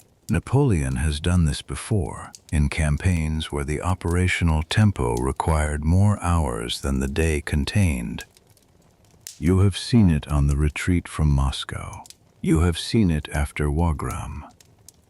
But this is different from those times. Those times, there was something else still operating beneath the sleep, some part of Napoleon that remained available, that snapped back to full alertness when a courier arrived or a decision was required. The transition from sleep to waking was instantaneous, the mind resuming where it had paused. Tonight, the transitions are slower. You watch him. The escort closes slightly around him, the riders tightening their formation without being told, the instinct of men who have been performing this protection for years and who understand what the tightening means. The road runs through a village whose name you do not know. Small houses, dark, the inhabitants presumably asleep or absent. A dog barks somewhere and is silent. You pass through it. The road continues. You think about what Soult said. Philippeville, 100 kilometers. The math is straightforward. At a walk, covering 5 kilometers per hour, 20 hours. At a trot, 10 kilometers per hour, 10 hours. The pace you have been maintaining, alternating between canter and walk, perhaps 8 kilometers per hour on average. 12 hours to Philippeville. It is past midnight. You will arrive in the afternoon if the horses hold. If the horses hold. Fleur is still moving steadily beneath you, 7 years old, veteran of Spain and the Russian campaign, accustomed to exactly this kind of sustained movement in difficult conditions. You have ridden him longer than this, on worse roads, in worse weather. He will hold. You think about the guard squares you left on the ridge. The old guard formed 4 squares on the slope of Mont Saint-Jean as the battle collapsed around them, and those squares held through the initial British advance and through the first pursuit. They were the last organized French military formation on the battlefield. You learned this from a courier who caught up with the escort around Genappe, a young officer who had been attached to the guard's rear guard and who reported with the controlled voice of a man who has recently seen something that exceeded his preparation. The squares held until they were out of ammunition. Then they fixed bayonets. The British infantry commander, a general named Maitland, is reported to have said, when offered the surrender of the Old Guard's senior surviving officer, "The Old Guard dies but does not surrender." Whether those words were spoken exactly in that form, you cannot know. Words in battle acquire the shape of what should have been said as often as they retain the shape of what was, but the substance is accurate. The squares held. The survivors were taken prisoner. The casualties within the squares were, by the account of the courier, very high. These were the men who made Napoleon's career possible. Not Napoleon alone, not the emperor's genius, not the operational brilliance that the histories will debate for a century. These men, the ones who marched where they were pointed and fired when they were told to fire, and formed squares in the dark on a slope in Belgium, while the empire that created them dissolved around them.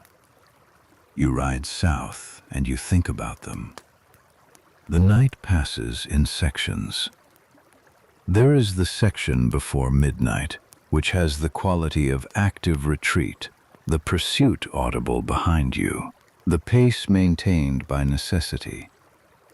There is the section after midnight, which has a different quality, quieter, the pursuit having fallen behind or stopped, the road less crowded, the horses walking more than cantering because walking is what the horses have left.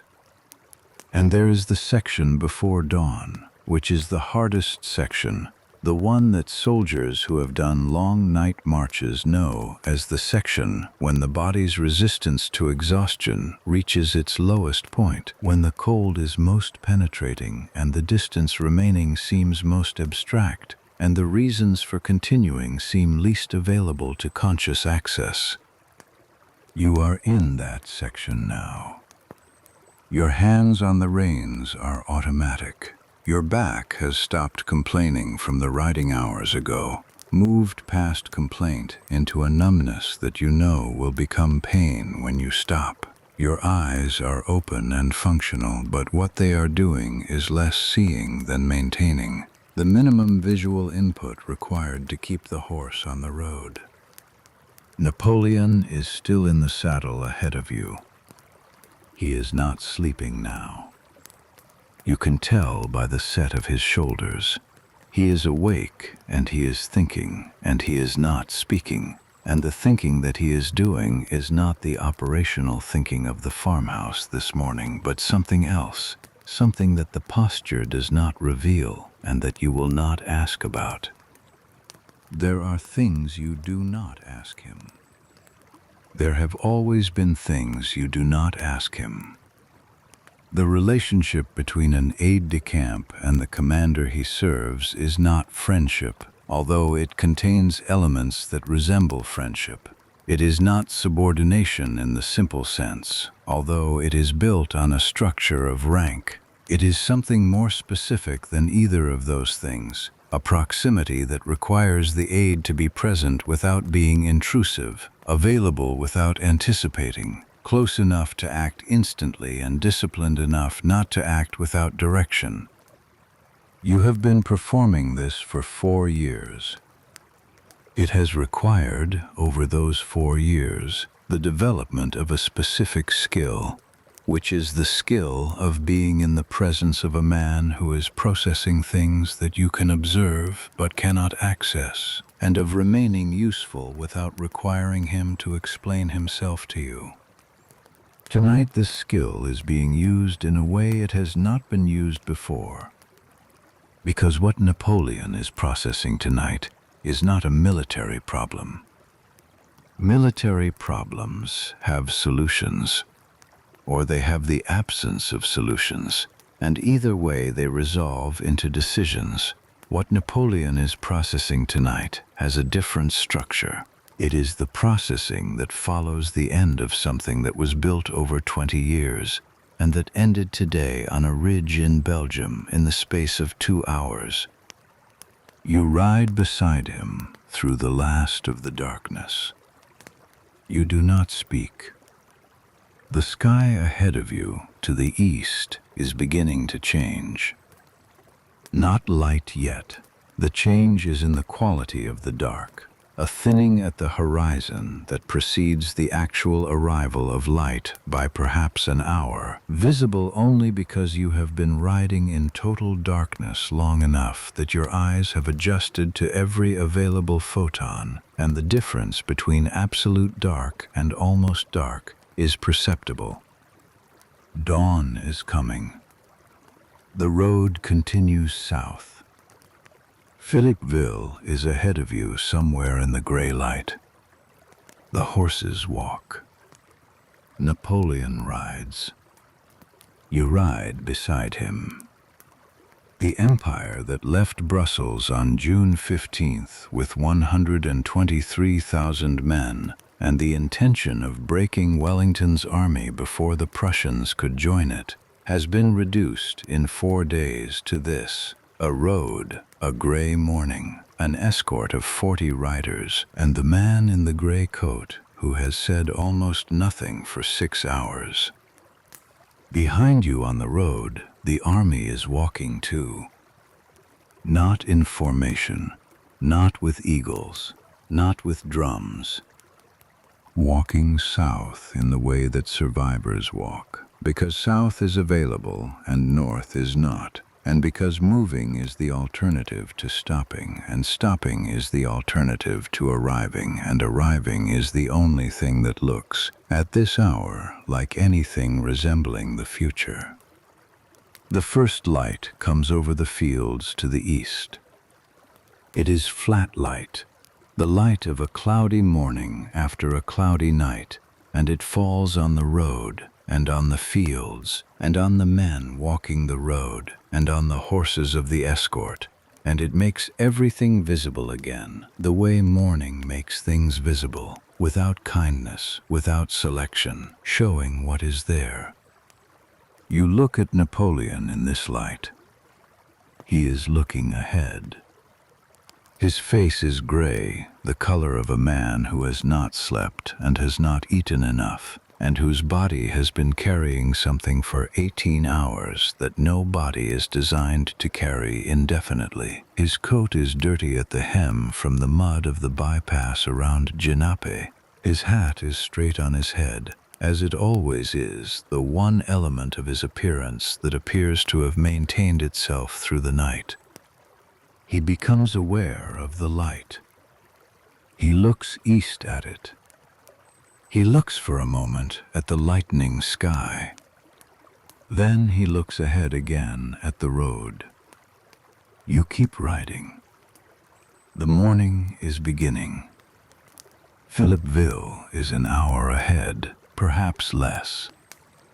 And the day that is arriving is the first day of whatever comes after. The town of Philippeville sits on high ground above the valley of the Eau Noire River, a fortified town of perhaps 3,000 inhabitants, unremarkable in ordinary times, a waypoint on the road between the Belgian lowlands and the French frontier.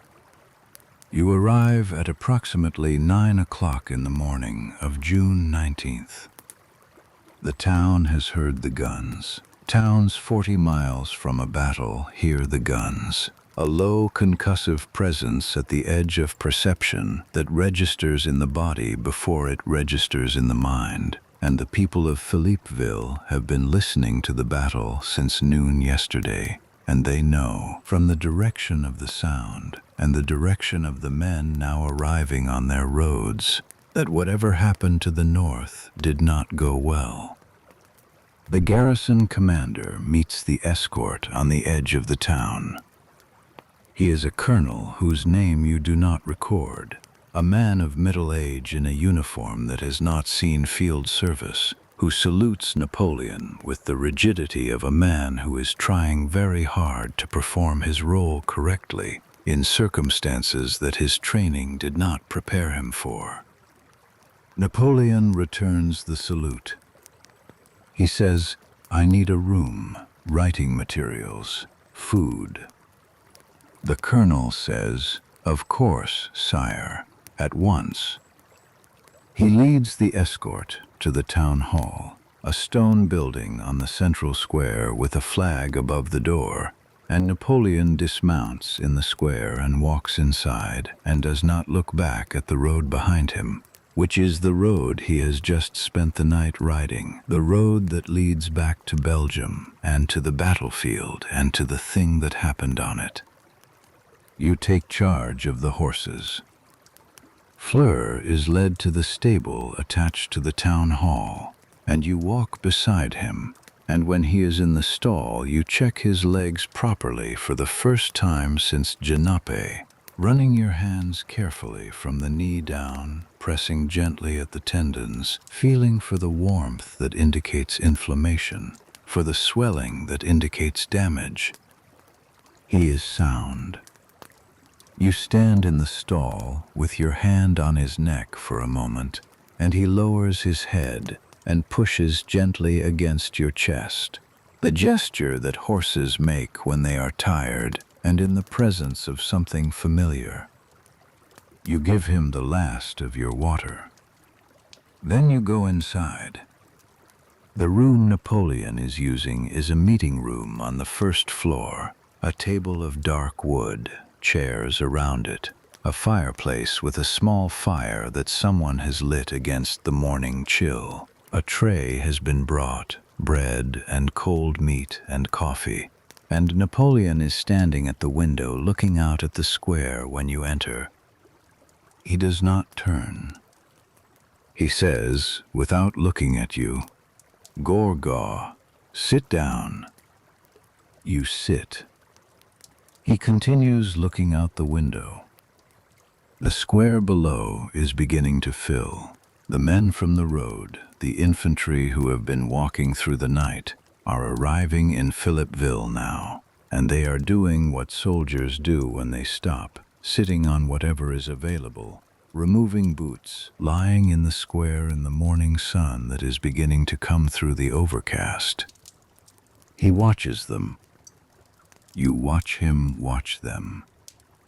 There are, by various estimates you will encounter in the months and years that follow, approximately 10,000 men who will eventually reassemble at Philippeville and at Beaumont to the west over the course of June 19th and 20th. They are the survivors of an army that numbered 123,000 on the morning of the 18th. The rest are dead, wounded, captured, or still walking south on roads across a wide area.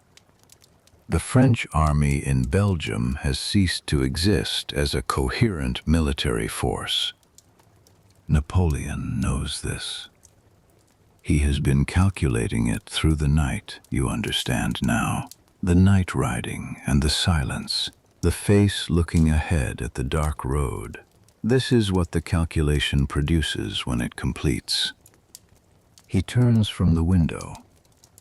He looks older than he looked yesterday morning at the farmhouse. This is not a dramatic observation. The change is not theatrical. It is the change that comes from a night without sleep, after a day that ended in the way this day ended, a material change, distributed across the face in ways that are most visible in the eyes, which are not different in color or shape, but in depth, the quality of what lies behind them altered in some way that you perceive but cannot name. He sits across from you. He pulls the tray toward him and takes a piece of bread. He says, "Write." You take paper from the tray and a pen, and you write what he dictates. He dictates 2 letters simultaneously, alternating between them, the old habit, the way he has always worked, multiple threads of command maintained at once. The first letter is to his brother Joseph, who is in Paris, instructing him to call the legislature and to maintain public order and to say nothing that would cause panic before Napoleon himself arrives to address the situation. The second letter is to the Minister of War, Davout, with orders for the mobilization of the reserve forces and the garrison troops and the National Guard units that have not been committed. He dictates these letters in the flat voice of a man performing administrative functions, the voice of the emperor rather than the voice of the man you rode beside through the night. You write what he says. At one point he stops. He is looking at the bread in his hand. He says quietly, and not to you specifically, in the voice that is not the emperor's voice, "What went wrong?" It is not a question directed at you. It is a question directed at the room, at the morning, at the hours between noon yesterday and now. You do not answer it. He already knows what went wrong. He will spend the rest of his life knowing what went wrong, in varying degrees of acknowledgement and deflection, in conversations at St. Helena that you yourself will transcribe, in the memoirs that will be written, and the verdicts that will be rendered, and the arguments that will continue in military academies for 200 years. What went wrong is not one thing. It is the mud, and the 4 hours, and the Prussians arriving, and Hougoumont consuming what it consumed, and Ney's cavalry going too early and the squares holding, and La Haye-Sainte falling too late, and Grouchy not marching to the guns, and Wellington being exactly as good as he was, and Blucher being exactly as determined as he was, and the cumulative weight of all of it arriving at 7:30 on a ridge in Belgium and finding the Guard unable to carry it. Napoleon resumes dictating. You resume writing. By noon, the letters are sealed and dispatched. Napoleon has eaten, Not much, but something. The bread and some of the meat, and the coffee, and he is washed at a basin in the corner of the room, and the physical evidence of the night on his face has been addressed to the extent that it can be addressed with water and a cloth. He calls for his horse. He is going to Lyon, then to Paris. He says to you, "You will go ahead. I need someone in Paris who knows what happened and can speak to it clearly. You will go tonight." You say, "Sire, I should remain with you." He looks at you. He says, "You will go to Paris. You will speak to Caillou. You will tell him what you saw. All of it." You say, "Yes, sire." He says, "Gourgaud." He says your name in the way he has said it for 4 years, the slight emphasis on the second syllable that is his particular pronunciation of it, and which you have heard in corridors and on horseback and in campaign tents through the Russian winter and across the whole long arc of your service. He says, "You served well." You say nothing. Because there is nothing to say to that, in this room, on this morning.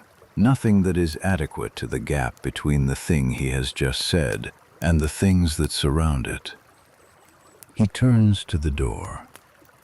He leaves the room. You sit for a moment with the pen still in your hand and the blank paper in front of you and the tray with the breadcrumbs and the empty coffee cup and the square outside the window where the survivors of his army are sitting in the morning light. Then you stand. You put the pen down. You go to find your horse. The road to Paris runs west and then south, through Lyon and Soissons, and the long approach through the grain fields of the Ile-de-France, and you have ridden it before, in better circumstances, in the direction that goes towards something, rather than away from it. You ride it now. The afternoon is mild, the sky clearing for the first time in 2 days, and the fields on either side of the road are June fields, deep green, the grain standing high, the poppies at the road edges, and the land itself is indifferent to what happened yesterday to the north. The way land is always indifferent, the way it was indifferent at Austerlitz and Jena and all the others. You ride, and you think about what you will say to Caillou. Caillou is the foreign minister, a diplomat of great intelligence and personal loyalty to Napoleon, who was with the emperor on the retreat from Moscow, and who understands what ends look like, having seen one before. What you will say to him is the truth, the sequence of the day, the mud and the delay, the cavalry and the squares, the fall of La Haye Sainte and the Guard's advance, and what the Guard found at the top of the ridge. You will say it clearly and without addition and without reduction, because that is what you were asked to do, and because the truth of it is the only thing that serves anyone now. The sun moves across the afternoon sky. The road runs southwest. You think about the Guard squares on the ridge, which are 200 kilometers behind you now and which you will think about for the rest of your life. You think about the Emperor's face in the light of the Philippeville window, looking down at the men in the square.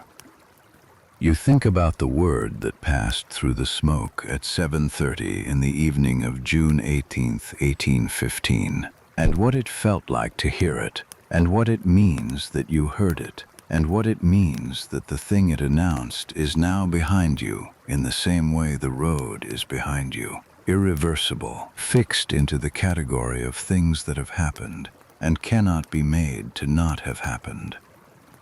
La Garde recule. The road goes on. The fields go on. The light on them goes on. You ride. The afternoon becomes evening, and the evening becomes the color of the sky after a clearing, that deep blue that follows cleared cloud, and the first stars appear in the east over the fields, and they are the same stars that were above the road from Philippeville last night, the same stars that were above the battlefield yesterday, the same stars that are above all of it always, unchanged and unreachable, and entirely without opinion about what happens beneath them.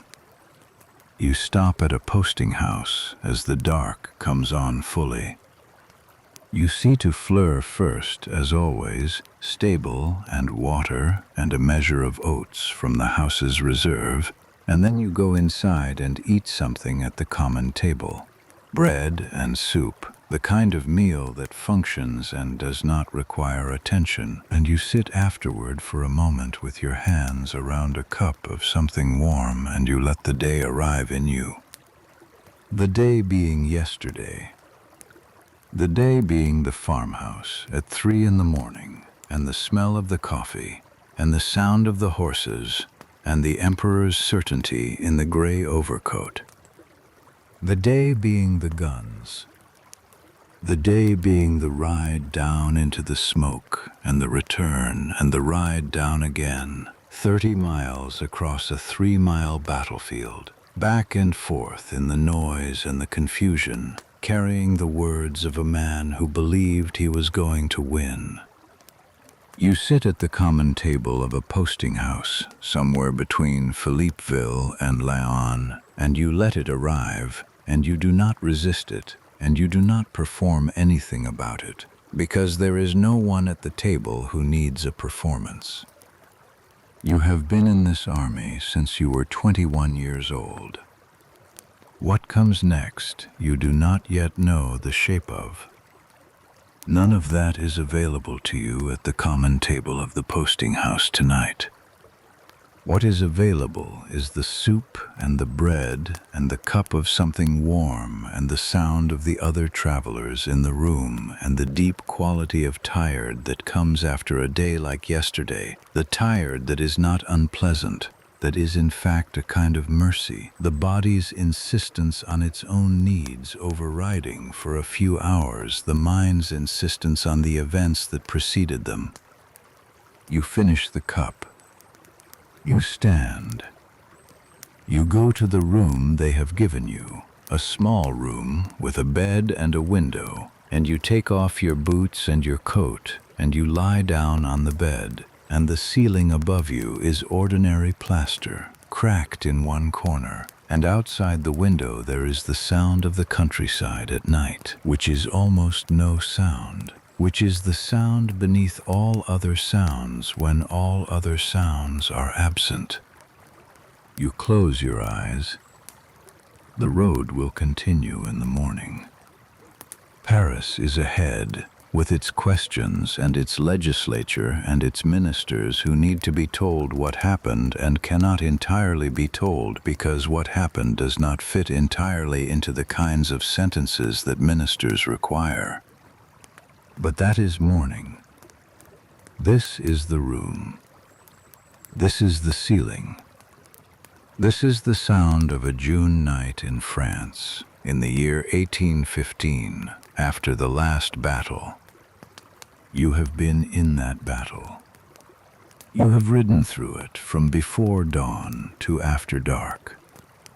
You have carried its orders and its messages and its silences. You have watched it from every angle that a man on horseback could see it from. And now you are here, in a room, with a ceiling. And outside, the fields you rode through this afternoon are dark and still, and the poppies at the road edges are closed for the night, and the grain stands in the dark without moving, and the stars that were above the battlefield are above the fields now, and they are very far away, and very numerous, and entirely without memory of what passed beneath them yesterday. The night is quiet. The road goes on in the dark. but you are not on it. Not yet. For now, you are here. The ceiling holds. The night holds. And slowly, as exhaustion takes hold, when there is finally nothing left to hold it off, the day releases you, and you sleep. Paris receives you on the morning of June 21st. You have been riding for 2 days with brief stops, and the city that appears ahead of you as you come down from the northern heights is the Paris you have known since before the Empire, the Paris of the river and the spires and the long boulevards that Napoleon widened and extended and decorated with the monuments of his campaigns. It looks the same. This is the first thing you notice, that it looks the same. The buildings are where they were. The river is where it was. The people on the roads leading into the city are going about the business of a June morning, with the concentration of city people who have things to do and places to reach, and they do not look like people who know yet what happened on June 18th at a ridge 9 miles south of Brussels. Most of them do not know yet. The news is traveling by courier and by rumor and by the faces of the soldiers who are beginning to arrive from the north. But Paris is a city of nearly 1 million people, and news moves through it unevenly, reaching some quarters and not others, and the morning you arrive is still, in most of the city, an ordinary morning. You go directly to the Foreign Ministry. Caillou receives you within the hour. Armand de Caillou is the Duke of Vicenza, Foreign Minister of France, a man who has served Napoleon since 1804 and who was with him on the retreat from Moscow, riding in the same carriage where Napoleon spoke. Over 12 days of winter road, the reflections that Caillou will later publish as the most unguarded record of Napoleon's mind in defeat. He knows what defeat looks like. He receives you in his office, a large room overlooking a garden. The windows open to the June morning, and he listens to your account without interrupting. You tell him everything. You tell him about the farmhouse at Le Caillou and the mud and the 4-hour delay. You tell him about the Hougoumont engagement and what it consumed. You tell him about d'Erlon's first assault and the Union cavalry and the 5,000 men lost on the slope. You tell him about the Prussians appearing at the wood of Paris and Napoleon saying it was grouchy. You tell him about the cavalry charges and the squares and the hours spent on something that could not work. You tell him about La Haye Sainte and the 6 o'clock fall and the gap that opened in Wellington's center and the decision to send the Guard. You tell him what you heard at 7:30. La Garde recule. Caillou listens.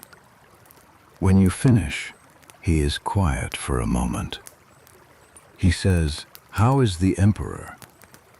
You say, "Tired," thinking, "He will be here tomorrow or the day after." Caillou nods slowly. He says, "The legislature is already in session. There are men who will use this." You say, "Yes." He says, "Is it finished?" You look at him.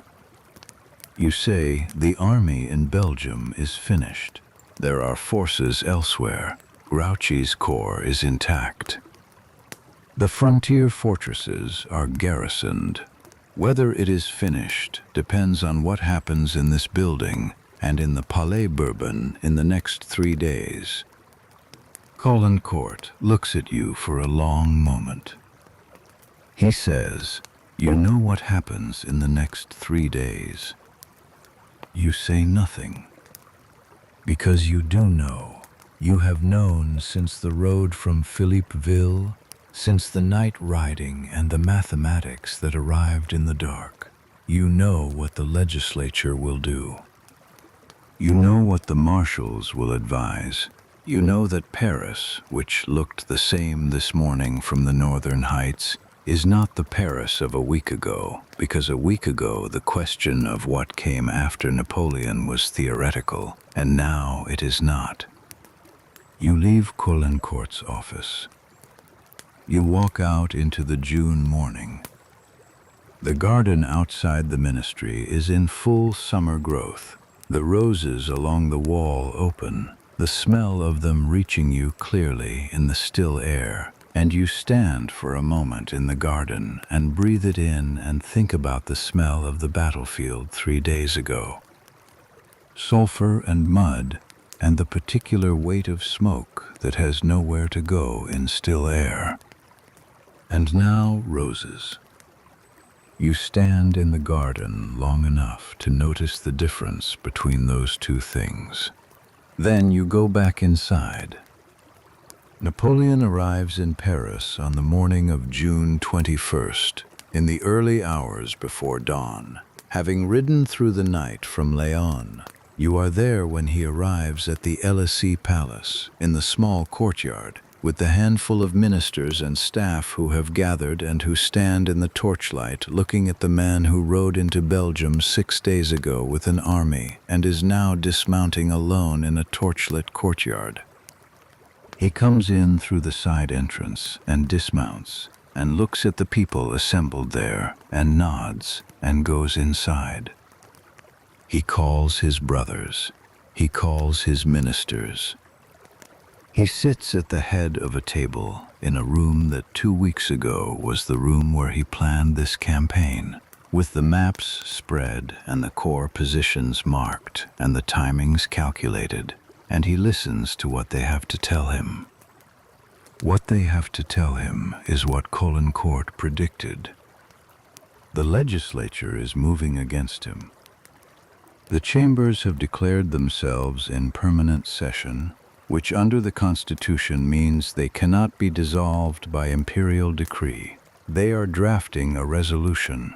The resolution will call for abdication. Napoleon listens. He argues. He proposes alternatives. A new army raised from the reserves. A negotiated settlement. The possibility that the Allied powers, satisfied with the destruction of his offensive capability, might accept a peace that leaves him on the throne. His ministers listen. Most of them do not believe this is possible. Some say so directly. You are present for parts of these conversations, in the corridor outside the meeting room, receiving dispatches, carrying them in. The work of an orderly officer continuing even now, the mechanics of the role outlasting the context that created it. You carry a dispatch in on the morning of June 22nd. The room is quiet. Napoleon is at the window. The ministers are at the table.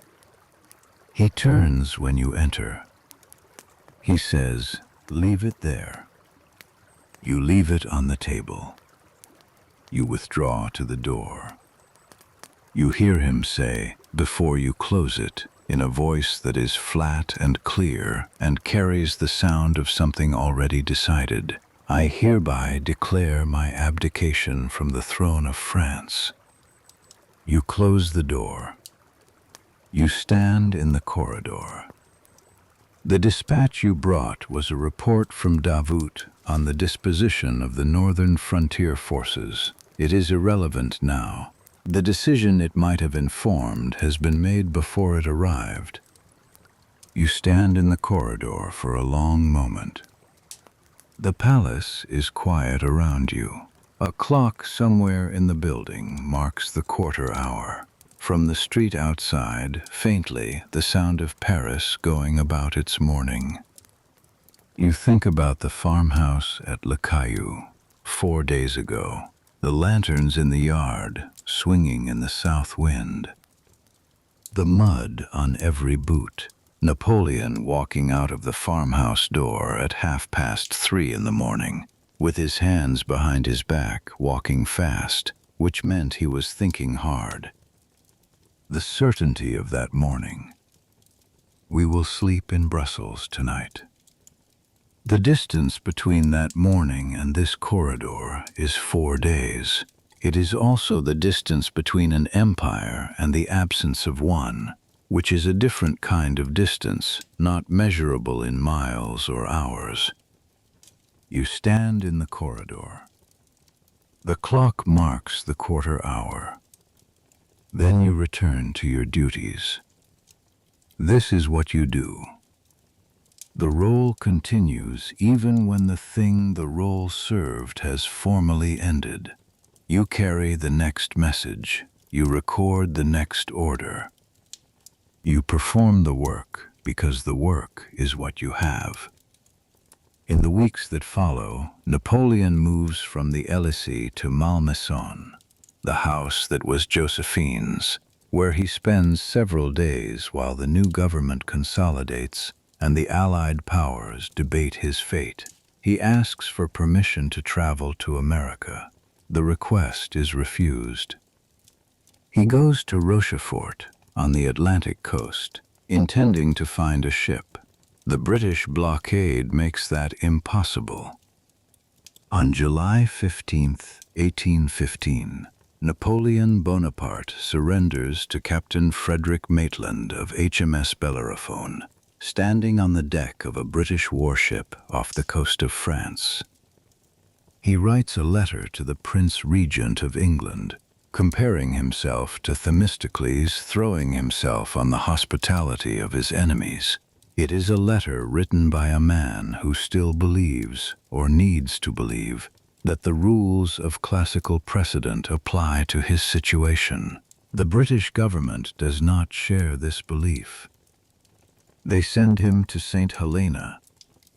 The Bellerophon carries him first to Torbay, on the English coast, where crowds of English civilians row out in small boats to see him, standing on the deck in his uniform, watching them watch him. He is reported to have bowed to them. They are reported to have cheered. Then they take him south. You follow him. This is not required. No order compels you. The generals who served him are already negotiating with the incoming Bourbon government, calculating how to preserve their careers and their estates in a France that is no longer his. Most of them will succeed. Most of them will survive the transition and live out their years in a France that has moved on, or is trying to. You could stay. You are 32 years old. You have a career that could be rebuilt. You have connections, military experience, a reputation that does not require Napoleon to sustain it. You could stay in France and serve whoever comes next, as soldiers have always served whoever comes next. You follow him to St. Helena. The island is a piece of volcanic rock in the South Atlantic, 47 square miles of steep terrain and uncertain weather, 1,500 miles from the coast of Africa, and 1,800 miles from South America. The British chose it for this reason. There is nowhere to go from St. Helena. The ocean on all sides is total. The crossing takes 2 months. You arrive in October 1815 aboard the Northumberland, and the island rises from the sea as a dark cliff, higher than you expected, severe and without obvious welcome. Longwood House is where Napoleon will live. It is a low building on a plateau exposed to the wind and the damp that comes in off the South Atlantic for most of the year. The rooms are small, the garden is modest. The view from the windows is of the plateau and the sky above it and, from certain angles, the ocean. Napoleon fills the years with dictation. He is meticulous about it. He works on the accounts of his campaigns systematically, each campaign given its own sessions, its own sequence of correction and refinement. He is constructing something. You understand this as you transcribe. He is constructing the version of himself that will survive him, the Napoleon of the historical record, shaped by his own hand, delivered in his own voice. Waterloo comes in due course. You sit across from him with your pen and your paper, and he dictates, and what he dictates differs in significant ways from what you saw. In his account, Waterloo was lost by failures of execution. Ney's cavalry charges were unauthorized, launched without his knowledge or approval. Grouchy's failure to march to the guns was the decisive error. The Guard's advance was correct in conception and was compromised by the collapse of the supporting line units, not by any flaw in the plan itself. You write it down. You say nothing on most days. But you remember what you saw. You remember the moment at 2 o'clock when the Prussian columns were identified at the Wood of Paris and Napoleon said it was Grouchy, and no one corrected him because no one in that circle corrected him, and those 4 words cost the battle as surely as anything else did. You remember the cavalry forming and the emperor saying this is an hour too soon and then letting it continue anyway, because stopping Ney once the horses were moving would have required a kind of intervention that no one made. You remember writing down the dispatch from Grouchy's headquarters that morning. You remember that the dispatch said Grouchy was at Gembloux, 14 miles east, marching away from the battle. And you remember carrying it to Soult, and you remember that no one placed it in front of Napoleon with sufficient directness. You remember these things, and you write down what he dictates. On some days you say something. These exchanges are not comfortable. Napoleon has spent 40 years being the most intelligent and capable person in most rooms he has occupied, and the experience of being contradicted on the subject of his own decisions is not one he handles with consistent grace. He has a temper. You have known this for 4 years. On St. Helena, confined and ill and without the outlets that activity and command provided, the temper is closer to the surface. You argue about Waterloo 3 times in the first year. The third argument ends the working relationship for several months.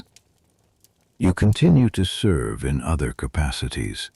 The island has its routines, its rituals, the small structuring of days that confinement makes necessary, meals at specific times, rides in the afternoon when the governor's terms permit, reading in the evenings, the company of the small group of officers who followed, each managing the island in their own way. Napoleon's health begins to decline in 1817. The decline is gradual, and then less gradual. The stomach condition that troubled him throughout the campaigns becomes more persistent, more limiting. He eats less. He sleeps more. The dictation sessions grow shorter and then intermittent. You return to France in 1818. The reasons are partly the quarrel and partly the recognition, which you arrive at slowly and with difficulty, that your presence on the island is no longer serving anyone well, including him. The man you followed here is not the man on the farmhouse floor at Le Caillou. That man was capable of containing the future. This man is working against the past, shaping it, arguing with it, trying to fix it into a form that serves the verdict he wants history to deliver. You cannot help him with that. What you can do is leave him the dignity of attempting it without someone in the room who was there and knows the difference between the account and the event. You sail from St. Helena in July 1818. Napoleon dies on May 5, 1821, on the island. The official cause is stomach cancer, though the debate about the nature of his final illness will continue for the next 2 centuries. Arsenic poisoning proposed and disputed and proposed again by successive generations of researchers. You are in Paris when the news arrives. You are in your apartment in the 7th arrondissement, a man of 38, rebuilding a career in an army that is not the army you joined, and a messenger brings the bulletin from the Ministry of War, and you read it, and you set it down on the desk beside the papers you are working on, and you sit for a while in the late spring morning looking at nothing in particular. He was 51 years old. He had been on the island for 6 years. He had been emperor for 10 years before that, and a general for 15 years before that, and before that a young artillery officer from Corsica who arrived in France with an accent, a mathematical mind, and an ambition that the old system would never have accommodated past the rank of colonel. He became what he became because he moved faster than the world could contain him, and the world eventually caught up. All of it is now finished and fixed into the category of things that happened and cannot be altered. You sit with the bulletin in your hands for a long time. The window is open to the Paris morning. A cart passes below in the street. Somewhere across the courtyard a woman is singing something ordinary, a household task accompanied by a household song, and the sound of it carries clearly in the morning air. You set the bulletin down. You pick up your pen. You begin writing.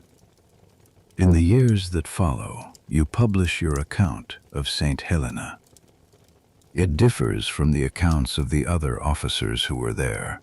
It is more critical in places, more willing to record the quarrels and the difficult moments and the ways in which confinement changed him and the ways in which it did not. It is also more admiring in places because you were there and you know what you saw, and what you saw included things that no account written from a distance can capture. The historical debate about Waterloo incorporates your account and the accounts of dozens of others. The debate does not reach a conclusion in your lifetime. It has not reached a conclusion yet. You become a general. You serve under Louis Philippe, the citizen king who rules France from 1830 to 1848. The years of relative stability between the Restoration and the revolutions that will follow. You are a respected figure in an army that contains many men who served under Napoleon and who carry that service inside them the way men carry any formative experience. You live until December 1852. The year of your death is the year that Napoleon's nephew, Louis Napoleon, declares himself Emperor of the French as Napoleon III. The empire returns, reconstituted, in a form the man on St. Helena would have recognized and not entirely approved. You do not see the declaration. You die in the weeks before it. But you lived long enough to see the arc. The thing that ended on June 22, 1815, in the corridor of the Elysee Palace, the thing you heard end through a closed door, returned in another form. Endings in history are not final. They are pauses, reorganizations, the form going underground and emerging later changed. You knew this. You carried the dispatches. You rode the roads. You stayed when staying required something, and you left when leaving was what honesty required. You wrote what you saw as clearly as you could and set it down for whoever came after. You were there. You saw what happened. You wrote it down as clearly as honesty allowed and set it down for whoever came after. This is what it was to serve. Not in the battles alone, though the battles were real. The cavalry charges and the squares and the drums and the smoke, all of that was real, and it cost what it cost. And the men who died in it, and the men who survived it carried it as survivors carry the things they survived. But service was also this. The dispatch carried at 2 in the morning. The horse checked at the knee in the lamplight behind a farmhouse. The message delivered to a general who did not want to hear it. The note taken in a room while a man dictated the version of his life he needed history to believe. The work continuing even when the context had changed beyond recognition. Even when what you were serving had become something other than what you signed on to serve. The road south from Waterloo is a long road. It runs through Genappe and Philippeville and Laon and all the towns between Belgium and Paris, and it runs through St. Helena and back to France, and through the decades that followed, and you traveled it in one form or another. One day at a time. The morning always came. Over the fields of Belgium, over the fields of France, over the island in the South Atlantic, where a man who moved faster than the world could contain him, finally stopped moving. Over all of it, the morning came. It comes now.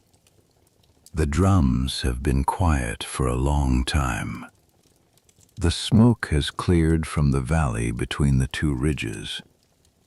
The ridge at Mont Saint-Jean is a green hill in Belgium, and tourists walk it in summer, and the farmers who plow the fields around it find occasional pieces of iron in the earth, and the iron means nothing to most of them, and everything to those who know what it is. The battle is over. It has been over for 200 years. And the morning comes, as it always has, over the fields. Over all the fields. Sleep well. If tonight's story stayed with you, a like and a subscribe would mean more than you know, and the bell will make sure you never miss the next one. This is Quiet History at Bedtime, and it is very glad you are here. Good night.